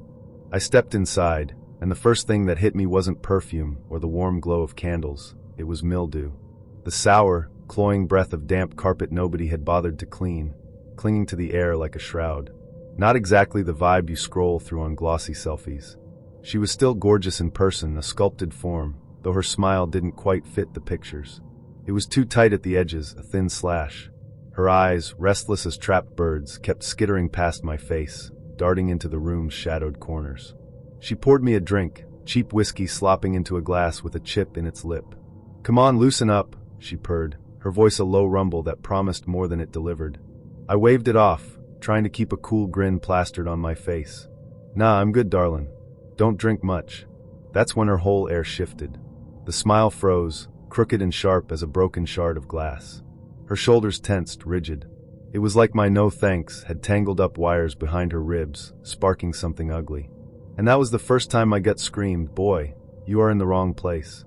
To shake the edge off, I asked for the bathroom. She pointed down a hall too narrow, the linoleum floor curling up at the edges like peeling skin. The light in there buzzed, a harsh yellow hum. The mirror, warped from years of steam, stretched my reflection thin, a funhouse caricature. I splashed water across my face, bent low, trying to suck in air that didn't smell of damp rot. Tried to laugh off the prickle of nerves crawling up my spine. But then I caught it, a little shift in the corner of my eye. The shower curtains, cheap, plastic, dirty white with mold stamps splattered across them like grotesque bruises. Behind it, a shadow, not the soft sway of a ventilation fan. A bulk, big, and a muffled sound like heavy breathing. Condensation dripped down the plastic like cold sweat. And when I leaned closer, heart hammering a frantic rhythm against my ribs, I swore I saw it, a pale hand twitch near the edge. I barely had time to curse, a silent, choked sound, when the curtain exploded open. A man lunged full body, a knife glinting under the sickly yellow light. Big, hungry, and sure of himself. Except he hadn't counted on his prey being a farm-raised 18-year-old built wide in the shoulders, with a lifetime of hauling hay and wrangling stubborn cattle. We hit the floor hard, the cheap linoleum popping under our weight, the toilet rocking on its bolts like a drunken sailor. That knife clattered wildly, spinning away. My head smacked the tile, and a galaxy of sparks exploded behind my eyes. The girl shrieked down the hall, not fear, not shock. Rage. High-pitched and ugly, like a deal gone sour. Get him, he's slippin'." That's when it clicked. She wasn't some victim, wasn't even a date. She was bait. The fight was animal. Primal. Hands clawed, teeth lashed, curses spat hot and wet between grunts. I pinned the guy for half a second before he shoved me into drywall, my palms scraping raw on broken tile. His breath was the putrid stench of rotten meat in my face, his sweat dripping onto my neck like venom. Every muscle in my body screamed, "You stop moving, you're dead." I mashed my knee up hard, felt something buckle with a sickening crunch, and scrambled to my feet. My fists flew, wild, sloppy, but powered by a desperate strength. Enough to slam the bastard back into the fiberglass shower till the tub cracked with a groan. No thinking, just survival. I didn't stay, didn't hunt for a finish. I bolted, barely got my boots on before I tore out the front door, my shirt ripped crooked open, heart slamming so hard my vision swam in a red haze. Behind me, the girl's voice shredded out the doorway, no longer put together, no lipstick lure, just raw, furious hate. "You were supposed to drink, you dumb fuck." Neighbors peeked out from behind curtains as I sprinted down that ragged complex sidewalk, gasping like a hunted deer. Nobody stopped her yelling. Nobody stopped me running. Just another night in Atlanta. I didn't stop running until my lungs lit fire, until the pavement blurred beneath my feet. Didn't stop till I reached my truck, slammed the doors shut, and peeled out across cracked asphalt with tires screaming a desperate farewell. Phone gone, wallet half hanging from torn jeans, but alive. Alive. Now I tell it like confession, whispering to anyone younger who thinks Tinder's just a shortcut to sex. It ain't the girl you gotta worry on, I say. It's the shadow waiting behind her curtain. I'm right. That girl's beauty wasn't real. It was a costume, a mask, a siren call. She and her partner had probably done it before, 100 times. Pour drinks, play dumb, wait until the prey's good and dizzy. Curiosity as bait, cheap whiskey as the leash. A knife for the kill. I only lived 'cause instinct screamed louder than hormones. Only because my frame was bigger, my punch came from real farm muscles instead of gym selfies. But don't twist it romantic. There ain't no sexy glory here. Just the lingering taste of sweat, the phantom chill of terror, the smell of mildew and stale whiskey mixing with the metallic tang of blood dripping down my tongue. That scream of hers echoes worse than the attack itself. "We almost had you." That's the horror of it. I've been around enough smoky backrooms and neon-lit dives in Chicago to know when something's crooked, when the air itself hums with bad intentions. And let me tell ya, that night, every nerve ending I possessed screamed a warning. But you get soft, right? You start letting your guard down, thinking maybe, just maybe, this one's different. You get a pretty gal smiling across the sticky wooden table, her eyes sparkling like amber whiskey, leaning in just close enough that your brain says yes while your heart, like a lovesick fool, forgets to double-check the locks. It's the oldest trap in the book, polished up with a fresh coat of charm, and I walked right into it. Her name was Brenda, or that's what she called herself. Brown eyes that held a mischievous glint, a laugh that carried like a jazz trumpet across the bar, and just enough sweet talk to smooth over the glaring, flashing red light that was her friend. Now listen, a man's been around. Ain't no woman brings a man on a date unless something is fundamentally, irrevocably off. And this guy, Jesus, he wasn't just a friend, he was an architectural marvel of menace. Built like Soldier Field itself, broad, blocky, shoulders that could cleave a lesser man in two. He took up the whole damn booth when he finally settled in, his presence sucking the oxygen out of the space around him. Dressed sharp, too. A suit that probably cost more than my rent, tailored to emphasize every intimidating curve of muscle. He wasn't trying to blend in, he was a monument to himself. Right then, every hackle on my neck bristled, a primal alarm blaring in my skull.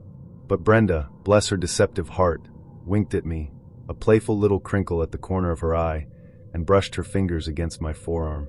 A spark, a fleeting promise of something exciting, and like a goddamn sucker lured by a flicker of warmth in the cold Chicago night, I stayed. The rounds came fast. Too fast. Almost before the ice could melt in the first glass, another appeared. The bartender, a burly guy with a handlebar mustache, slid us whiskey neat. The amber liquid gleamed under the dim lights. Brenda raised her glass, her smile wide and bright, and offered a toast about new beginnings. The words should have tasted like ash, but I was already halfway seduced. I threw one back, the burn a welcome distraction, trying to talk sports with her, trying to pretend it wasn't weird that this beefy wall of muscle sat there, hardly speaking, just watching me like a wolf checks a sheep in a field. His eyes, dark and unblinking, never left me for long. They were like twin holes punched into a concrete wall, devoid of warmth or curiosity, only assessment. Second round, Brenda's laugh got louder, sweeter, like a siren's song playing only for me. She leaned in closer, her perfume a heady cloud, her hand tracing patterns on my arm. The words she whispered were soft, enticing, making me forget the silent sentinel across from us. But the friend still sat stone-faced, his knuckles white against the glass he hadn't touched. I caught him staring at me again, a long, deep, frankly unsettling gaze that made my throat itch, made me want to squirm out of my skin. A shiver, colder than any winter wind off Lake Michigan, snaked down my spine. By the third drink, I knew. Not just suspected, but knew. Something was profoundly, terrifyingly off. The liquor wasn't just hitting me, it was twisting me. It wasn't just the booze, it was the blur. My tongue went thick, like I'd swallowed a wad of cotton. My cheeks flushed an unnatural, feverish red, like I'd spent an hour baking under the unforgiving sun at Wrigley in July without a drop of water. The bar noise, which had been a lively din, suddenly dipped low, like somebody'd twisted the volume knob on the world. The chatter of patrons, the clinking of glasses, the distant jukebox, it all faded into a muffled hum. Brenda's face, which had been so captivating, started swimming in front of me, her features smearing around the edges of her grin. That grin, it was still there, fixed and wide, but it was no longer charming. It was a rictus, a mask stretched too far, too sharp. "You good, babe?" she asked, her voice a little too saccharine, her eyes glittering with an unholy light. That grin, God help me, it didn't look like affection no more. It looked like a baited hook, gleaming in the murky water, and I, the foolish fish, had swallowed it whole. That's the last real thing I remembered. The last conscious thought before the lights went out. Next thing, asterisk slam asterisk, my eyes cracked open to pitch black. A darkness so absolute it felt like a physical weight pressing down on me. My mouth was cotton, my brain a swamp of thick, sluggish thoughts struggling to coalesce. Every fiber of my being screamed discomfort. Everything smelled of stale cigarettes, cheap duct tape adhesive, and that particular, cloying scent of old, chemical-soaked car upholstery. The air, when I managed to drag it into my lungs, tasted metallic, sharp, like battery acid. And then I realized. The pressure. The searing, burning friction. My wrists, my goddamn wrists, were bound tight. Not just rope, but industrial-strength tape, rasped my skin raw with every involuntary twitch. The same unforgiving bind dug into my ankles, pinning me. I couldn't move but to rock and thrash, a helpless beetle on its back. My cheek pressed into the cold, vibrating floorboard of a moving car. The engine hummed a low, predatory growl under me, the tires bumping along city streets, a rhythmic, terrifying lullaby. For one sick, suffocating breath, I thought I was dead already. My heart hammered against my ribs, a trapped bird desperate for escape. Then a sudden blinding flash. Headlights flared through the back window, cutting a searing white swath across the inky blackness for a split second. And in that fleeting, terrifying illumination, I saw their reflection. Brenda. In the front passenger seat, her head turned slightly, her lips curled up in that same too-wide, fixed grin. Like a cracked doll, its porcelain face twisted into an unnatural expression. That wasn't no date-night smile. That was the chilling, predatory grin of a hunter, looking back at something she'd bagged, something she'd trapped. Her friend drove, hands steady on the wheel, his expression like steel, impassive and utterly devoid of emotion. Not drunk, not even buzzed. Just business. Cold, efficient, terrifying business. That's when the cold, hard realization hit me like a sledgehammer to the gut. I wasn't on no flirty Friday night date. I wasn't going home with a pretty girl. I was in the middle of an abduction. A nightmare made real. Now listen, man, I ain't weak. I've faced down plenty of trouble in my life, and I fight back when I gotta. And right then, fight was all I had left. It was a primal scream of defiance against the suffocating terror. Between the brief, intermittent flashes of streetlights streaking through the window, I twisted, strained against the duct tape until fire shot up my arms. My skin tore in strips, raw and burning, but the sweat, a cold, clammy film covering my body, loosened the glue just enough. The car slowed, a stoplight, a sighing hiss of brakes, and with that split-second lull, that tiny window of opportunity, I ripped one hand free. A guttural grunt escaped my lips. My skin blistered, a raw, sticky mess, but it gave. It gave. Adrenaline ain't delicate. It ain't sexy. It ain't some smooth movie stunt where the hero effortlessly slips his bonds. It's desperate animal survival. It's the sheer will to not be a victim, to not be erased. I clawed the tape off my face, tearing at the sticky mess that covered my mouth, choked air deep into my burning lungs, felt the world rush back into me with a dizzying roar. Before they could turn, before Brenda could hiss some cold, calculated order.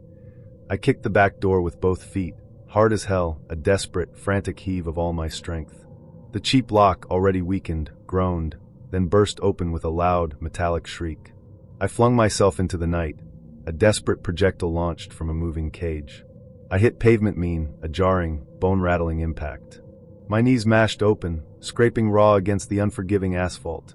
My palms, already bloodied from the tape, were flayed by the gritty concrete. Horns blared. Drivers shrieked, their curses drowned out by the roar in my ears. I was just some wild animal, a panicked, desperate thing tearing across a busy Chicago road, heedless of the danger. Headlights swam over me like blinding spotlights, brakes squealing, so close I swore tires brushed my jeans, the hot exhaust fumes burning my nostrils. Behind me, I heard Brenda scream. Not scared, not surprised, but pissed. Enraged, like a dealer losing a payday, or a predator watching its prey slip from its grasp. But I never looked back. Not for a second.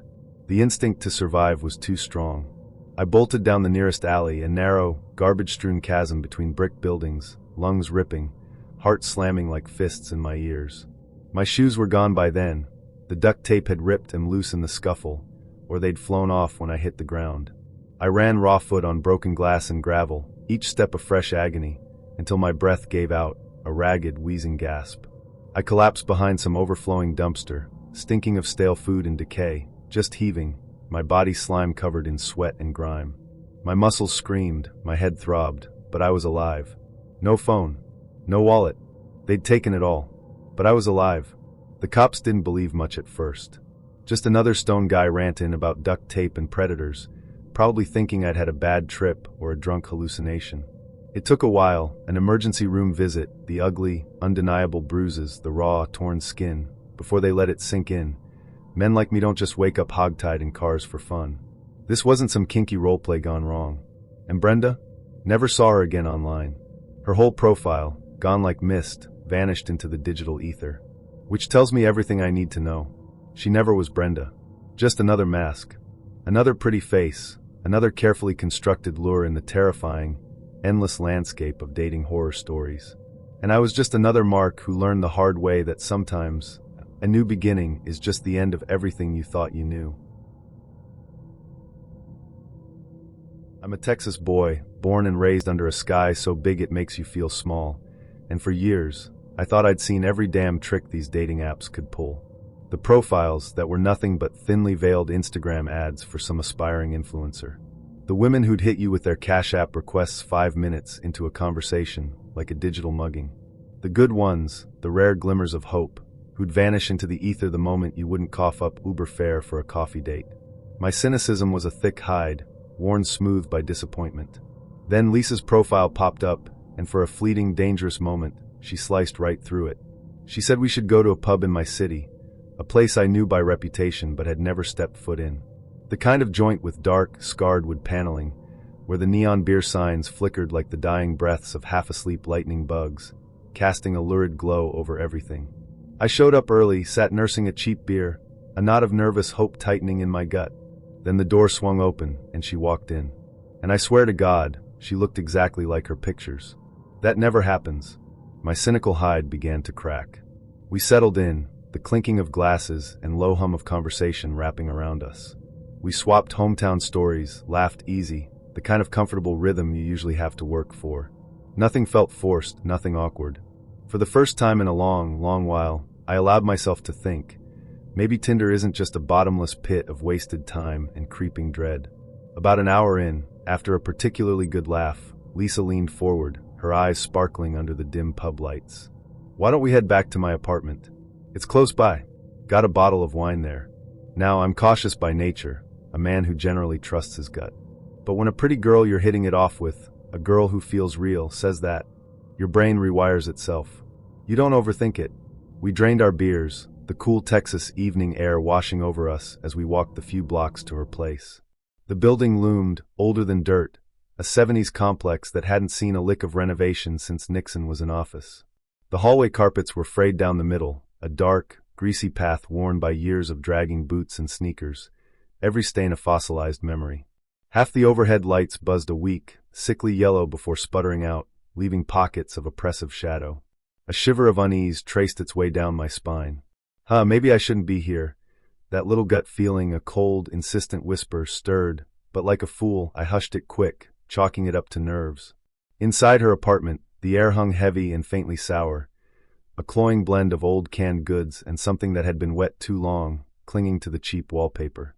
Yet, she was smiling, talking easy, shrugging off her jacket as if she hadn't noticed the stench of decay. We sank into the couch, popped the cork on that wine, and for a breath settled in. For about 10 minutes, it was fine. And then the door slammed open. First thing I clocked was his sheer, terrifying size. 6'4" at least, shoulders wide enough to eclipse the doorway, swallowing the last vestiges of light. A ball cap was pulled low and backwards, a thick, untamed beard framed a face already contorted with rage, eyes narrowed to predatory slits. "Lisa," he barked, his voice a shard of broken glass, scraping against my eardrums. "What the hell's going on here?" My blood ran cold. I froze, every muscle locking. Lisa, however, burst into tears, not a gentle welling, but a violent, full-body convulsion, a high, shrill wail that ripped through the stale air. At the time, I thought it was shock or maybe guilt, but later the chilling realization hit me. It was closer to theater. A practiced, perfected act she'd played out before. I tried to push myself up, my voice a pathetic croak. "Hey man, must be a misunderstand." He cut me off, a guttural roar erupting from his chest, screaming in my face so loud the cheap walls seemed to vibrate with his fury. "Get the hell out." I didn't wait around. There was no thought, only instinct. Heart hammering against my ribs like a trapped bird, I bolted. My boots thudded hard against that rotting hallway carpet, each frantic stride puffing up stale dust that tasted of neglect and fear. Behind me, Lisa's sobbing rose higher, not despairing, but almost triumphant in pitch, a chilling crescendo that whispered, "This is exactly how I wanted it to go." Him chasing me, her crying to justify his rage. I rounded the corner, not daring to look back, but his shadow stretched long across the grimy walls, a monstrous, looming shape that felt like it reached past me, encompassing me, before his hands ever could. I shoved through the swinging front door, burst into the night, and sprinted down the block, lungs burning, a raw, desperate gasp for air. I didn't stop until I was back under the cold, indifferent glow of that pub's neon signs, the only beacon in a suddenly terrifying world. That night, alone and shaking, the pieces clicked into place with a sickening finality. Lisa hadn't lied about who she was. She hadn't catfished me. She had used me. She wanted her boyfriend, ex-current, whatever twisted story she sold him, riled up. Wanted him to catch her with another guy. Maybe it was for drama, a perverse thrill. Maybe she was trying to punish him, to ignite a blaze she knew he'd be consumed by. Or maybe, and this chilled me to my very core, a bone-deep dread, this was their routine. A sick, elaborate game they played. She'd invite men back, he'd storm in, things would escalate, and she'd cry, a performance designed to justify his violence, to fuel their mutual dysfunction. Either way, I hadn't been on a date. I'd been bait. But what if this one's different? I said to myself over and over again. That's where I was back in 2017. I'd been cycling through dates like they were temp jobs, some boring, some awkward, nothing that ever clicked. I was about ready to delete Tinder when I matched with her. Her name was Leia. We chatted and spoke back and forth easy, with a few jokes, and she didn't let the conversation trail off. That's what got me. I thought, finally, someone who actually cares to chat. We planned to meet at a park entrance, 7:30 sharp. On the dot. Outside where it was safe. Even I knew better than to dive into a stranger's apartment on the first run. I showed up a little early, scanning faces, feeling that old nervous hope start to stir. My phone buzzed. "Hey, could you meet me a few blocks away instead?" Got held up near 5th and 29th corner by the bakery. Still good. And I didn't think much of it. New York's unpredictable, right? Subways run late, schedules slip. What are you gonna do? So I hustled down the block, cracked a smile, muttered under my breath like a true born and bred. "All right, we pivot. You just keep going." Except when I got to the bakery corner. No Leia. Just another text. "Sorry. Parking's a mess. Couple more blocks east. Easier spot. Promise." I probably should have stopped right there. Gut had already started to itch. But here's the thing. New York beats down your softer side until all you've got left are little scraps of it. And when you're lonely, one little scrap feels like treasure. I told myself, just a timing issue. What's the harm? Second spot wasn't right either. Just another message. Hey, meet me off 32nd, near the alley between the apartments. Way less crowded. Alley. That word should have knocked some sense into me. But my brain was too locked on the hope, the idea she was real, that all my wasted swipes had finally led me somewhere. The street thinned. Noise of traffic faded. Shadows pressed closer between those two old apartment buildings. It was the kind of alley where trash bags slump against brick and the scent of last night's pizza boxes lingers like a bad memory. That's when I heard it. Boots on wet pavement. At first slow, echoing. Then closer. My phone buzzed one more time. Hands shaking, I lifted it. We're here. Out of the dark walked two men in hoodies, masks on, N95s and sunglasses, even though it was nighttime. The half-muffled sound of their breathing was worse than anything they could have said. I turned, and another guy filled the mouth of the alley. Trap snapped shut. I pressed back into the cold brick, like maybe I could just meld into it, disappear. One of them stepped forward, sneakers darkened by a puddle, voice flat and distorted behind the mask when he growled. We're Leia. Hand over the wallet. The phone too. Nothing cinematic tumbled out of my mouth. No brave words. No bargaining. Just stupid, stuttering fear. My hands wouldn't stop trembling as I shoved my wallet at him, phone next. Their gloved fingers brushed mine, and it felt like touching something both alive and hollow. Then the bigger one leaned close, so near I smelled his breath sour through the mask. He said, "Don't report us. You go to the cops, we'll find you. We'll kill you." Simple. Cold. Like he was just telling me the weather. When they pulled back, I expected laughter, some triumphant "we got him." But no, just silence, heavy and casual. They turned and melted into the alley's mouth like shadows that didn't belong to anyone. I couldn't move. Took a solid minute before my legs remembered what walking even was. When I finally stumbled back to a main road, headlights and horns crashing back over me like safety, I glanced at every face in the crowd thinking, one of them. Maybe they're watching to make sure I shut my mouth. And I did. I never told police. I never told friends. Embarrassment pinned me down harder than the threat. Because how do you explain you let yourself get lured alley to alley like some rookie fresh off the bus? There's this girl, we'll call her Clarissa. Dark hair, bright smile like a damn cheerleader for sunshine itself, and her messages had that easy pull, a warmth that felt like a familiar hand reaching out in the digital cold. She laughed at my dumb jokes, the kind that usually land with a thud, and asked specific questions, not just copy-paste WID. Her words were a bomb after a string of dead-end swipes and ghosted conversations. And when she started pushing to meet up, well hell, I felt lucky. Like I'd finally hit the jackpot after sifting through a pile of fool's gold. Thing is, she didn't name no nice bar or a Chick-fil-A drive-thru. Nope. She told me to come meet her in a neighborhood I knew damn well was shady. Real shady. The kind of place where streetlights felt like they were holding their breath, and every shadow seemed to stretch a little too long. Streets I wouldn't walk at noon without eyes over my shoulder, much less roll up at night thinking with romance in my head, a half-baked smile on my face. I ain't stupid. Or at least, I try not to be. Little alarm bells popped off, not just ringing, but screaming.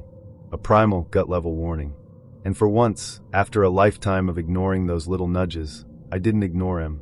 This felt different. Too off. So I said, how about we hop on a video call first?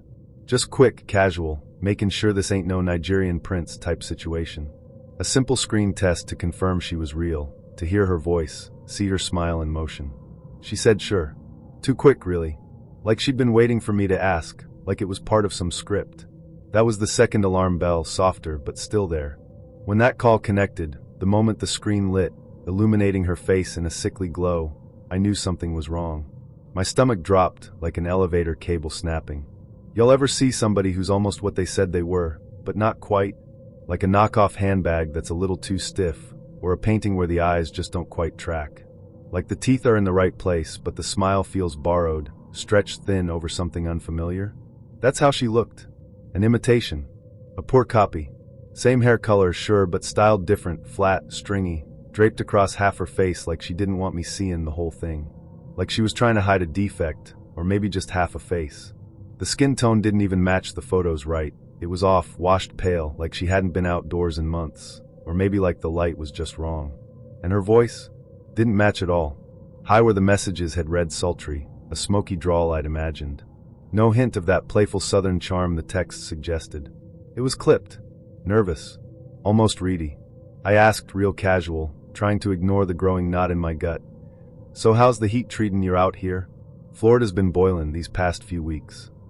Blank stare. A beat too long.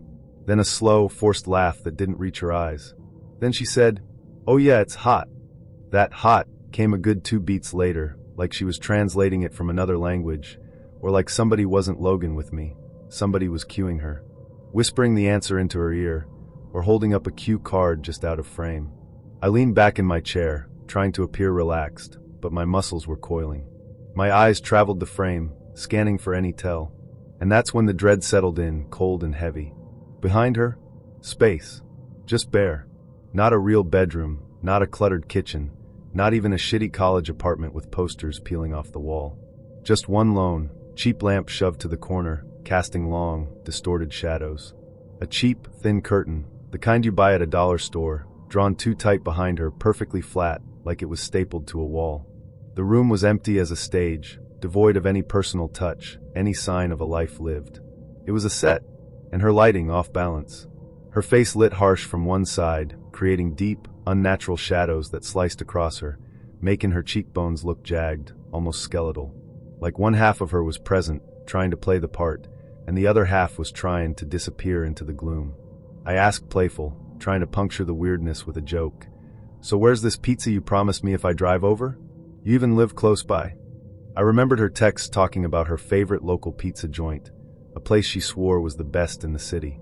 She laughed, a crackly, tinny sound through the speaker. "Close, yeah. Same city. Except she couldn't name it. She stumbled. Said the wrong Florida city. Not just a different neighborhood, but a completely different metropolitan area. Then tried to course correct.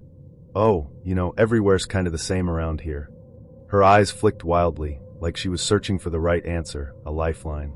Now if you've been down in Florida, you know goddamn well Miami ain't Gainesville, and Gainesville sure as hell ain't Tampa. They're worlds apart, with their own distinct flavors, their own unique kind of heat. Her blunder was glaring, impossible to ignore. That's when the mask really started slipping. Not just a little, but tearing at the seams. See, it wasn't just that she wasn't Clarissa. It was that she seemed to have forgotten herself entirely. Like she didn't know what she was supposed to say, what persona she was meant to inhabit. Her laugh glitched, cutting in and out like it was stapled onto silence, a broken record playing a discordant tune. Her eyes kept flicking, off the screen like reading something taped to the wall, or watching someone just outside frame giving her direction. A puppet whose strings were visible, clumsy, and too obvious. And when I asked something specific, about a line we'd joked on all week, a running gag about my terrible cooking or her love for obscure indie bands, it don't even matter what, she blinked like she wasn't there for it. Not once. Not a flicker of recognition, no shared memory sparking in her eyes. Just a blank, almost fearful stare. Goosebumps swept me so fast I curled my toes in my boots, a shiver running down my spine despite the Florida heat. This wasn't just a catfish. This was something far more orchestrated, far more chilling. I ain't ashamed to admit I pulled my shirt back on quick, the casual warmth of my home suddenly feeling vulnerable, exposed. I hit her with the smoothest exit I could manage, my voice sounding steadier than my hammering heart. "Listen, Clarissa, appreciate the chat, but I just remembered I left something on the stove. Gotta run." Click. Hung up. Deleted her number. Deleted the entire thread, purging her digital ghost from my phone. Never looked back. Now, did I get robbed? No. Did I get chased through traffic, held at gunpoint, or made into some documentary headline? No. But you tell me what you think that setup was, and I'll tell you straight. It felt like somebody had built a playhouse and was just waiting for me to step inside. A trap, carefully laid, with a human lure. This story, my story, it doesn't need extra sugar. It happened to me straight up, no gloss, and I'm still not sure how I found myself in it. I was 27, that sweet spot age, old enough to know better, but still young enough to carry that dangerous little streak of why not. I'd gone out for coffee with this fella named Jack, and at first, everything was smooth. Coffee shop chatter, a light brush of hands on the table, flirting in that easy, slow way. He wasn't movie star handsome, but he had that scruffy confidence, the kind of guy I didn't mind leaning closer to. And I leaned. Hard. We hit it off, shared laughs about dumb SoCal drivers, swapped stories about who makes the best pancakes in the city. And I'll be real, if you've ever been stuck in that warm, caffeinated glow where you think, damn, this just feels easy, you know the pull. So when he asked if I wanted to tag along, maybe go back to his place, maybe crack open a bottle of wine, I said yes. No profile stalking, no background check, no big gang of girlfriends to call in case of emergency. Just a gut choice. Just coffee-buzzed hope. Now picture this part like a crossroads where romance splits into hell. I slid into his car, a beat-up sedan, nothing fancy. I fastened my seatbelt, still giggly, still flushed from the flirting, the smell of my own latte foam clinging to my lips. He started driving through those tight SoCal streets, palm trees swaying like postcards, headlights cutting through that soft golden evening. Then came the lights. Red, blue, flashing out of nowhere.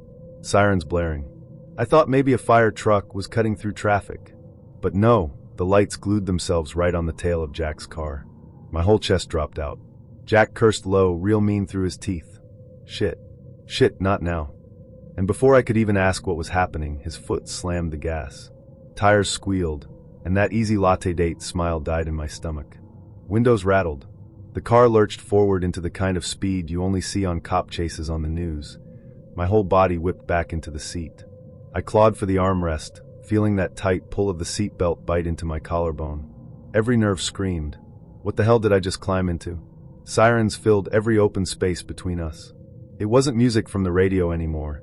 It was sirens, commands through megaphones, sharpened metal screech of brakes, rubber stinging as he swung around tight corners. Jack, pull over. Just pull over. I screamed. But he snapped his head toward me, eyes wide, not with flirtation anymore, but with something feral. Panic. Fear. Maybe a bit of thrill. And he shouted back, "Can't. Car's stolen. They'll bury me." That's when my insides truly collapsed. Think about it. 1 minute you're laughing, brushing hands over coffee foam. The next, you're trapped in a missile piloted by a criminal. My bright future? Gone. His life might as well be a grenade, and I was strapped to it. Every turn slammed me against the door, coffee rising back up in my throat till I could taste bitter acid. My pulse ticked like a jackhammer in my jaw. Streetlights fractured into dizzy flashes as we careened through intersections, horns blaring from other drivers who had no clue they'd just been drafted into someone else's nightmare.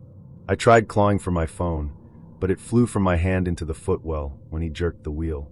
And in that split second I thought, asterisk, this is it. This is how some dumb choice off an app ends me, asterisk.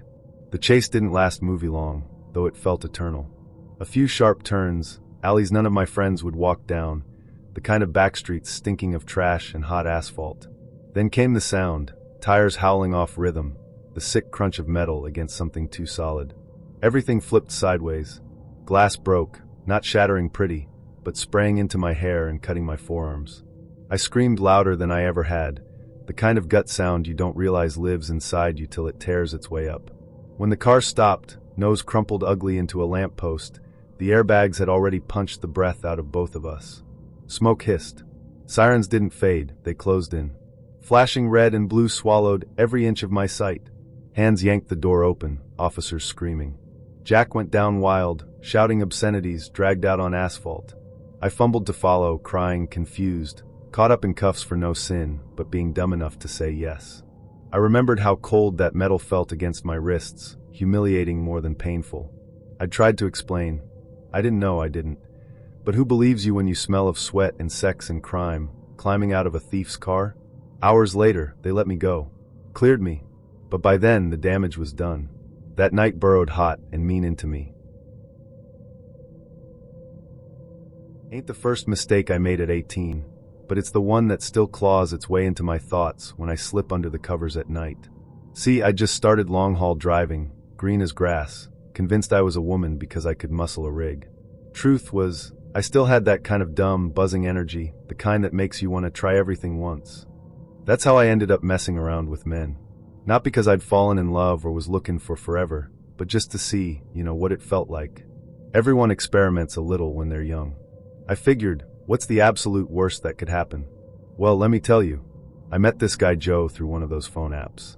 He came off real easygoing, just chill vibes, the kind of fella who'd say no worries, darlin', about damn near anything.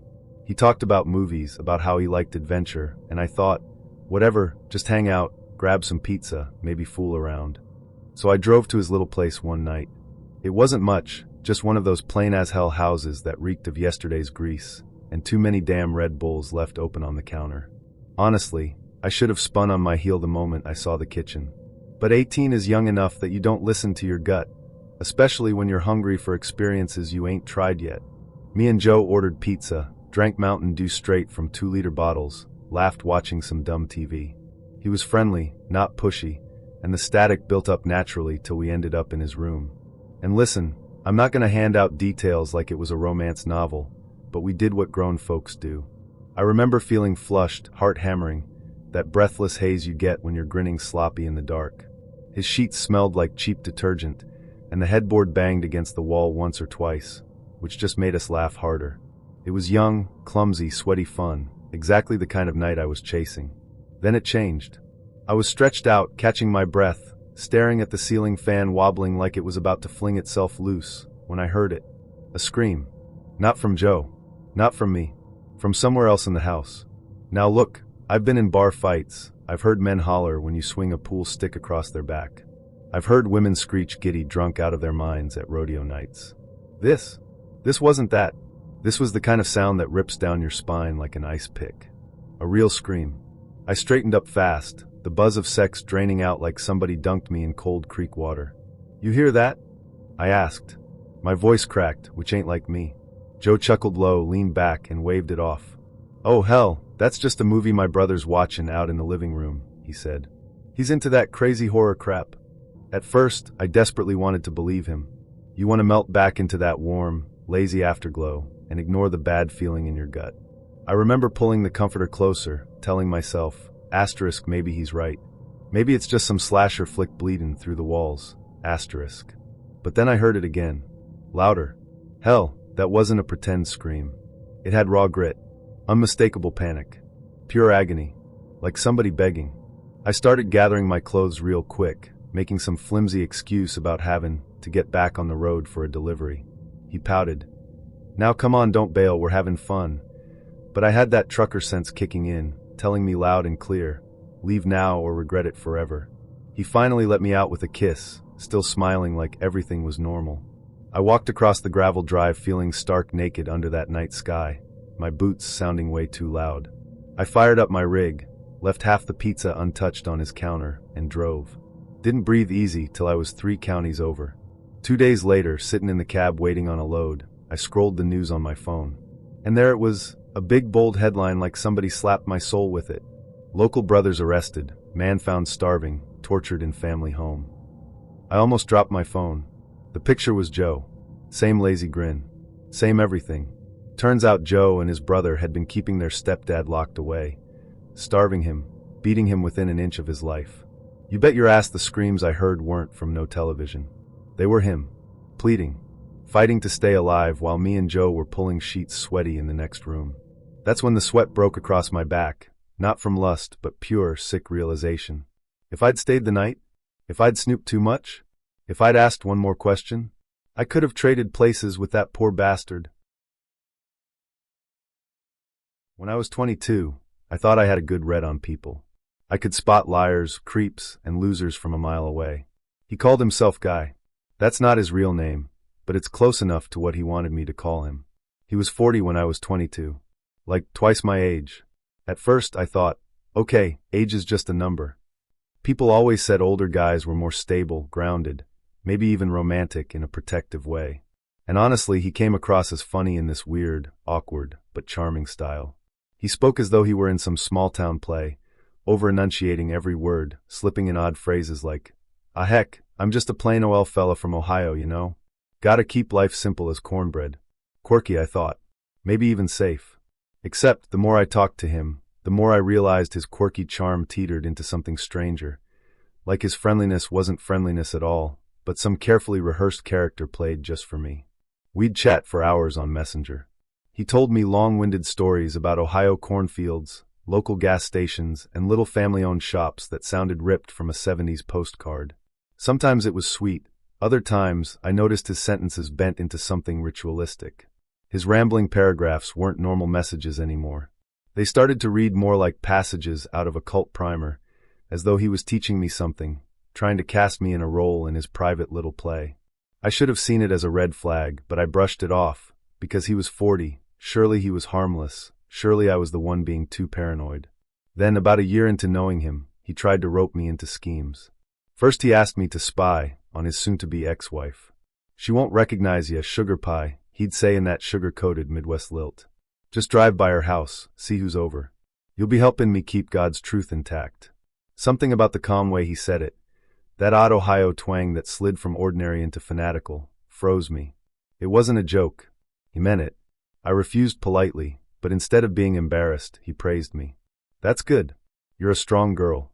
Got boundaries. God bless that. So he recognized boundaries in words, but testing them never stopped. A few months later, he asked me to accompany him to church events for moral support. I thought maybe it'd be a normal service until he mentioned Scientology audits. It felt like someone dangling wires just short of plugging me in. Nah, I told him. Firmly. I've got my own faith. He smiled like a preacher cornering a sinner and said, "Ah heck, I ain't trying to mess with your soul, darlin'. Just need you sitting there." I laughed it off, but my gut sank. The turning point came when he insisted on visiting in person. I tried everything to avoid it. Busy with exams. Cars in the shop. Little white lies stacked like toothpicks. But I'd already slipped once by giving him my address, something I regret bitterly to this day. Eventually, I caved and told him fine, come by for a short visit. He arrived not with a car but a scooter. Imagine a middle-aged man wheeling up on this sputtering, whining little machine. The buzz echoed through my quiet suburban neighborhood, like a wasp trap rattling against walls. Embarrassing, I thought. Maybe harmless. When he hopped off the scooter and walked toward me, the first thing he did was grab my face and kiss me forcefully. I tried to pull back, stammering, "No, wait."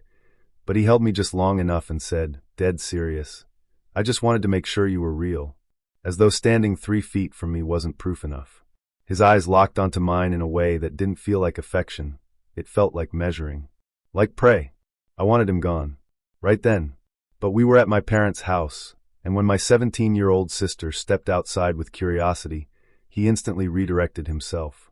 "Well, looky here, your lil sis. Howdy, darlin'. Wanna go for a scooter ride?" She laughed, shrugged, and said sure before I could stop her. He whisked her down the block on that wheezing scooter, and I stood frozen on the porch, my stomach sinking, every worst-case scenario flashing through my brain. When she came back safe, smiling, I was done. I forced a polite time to go. But he didn't vanish. Instead, his attention widened, asking for her phone number, hinting at what he could do with both of us. That's when I grew afraid.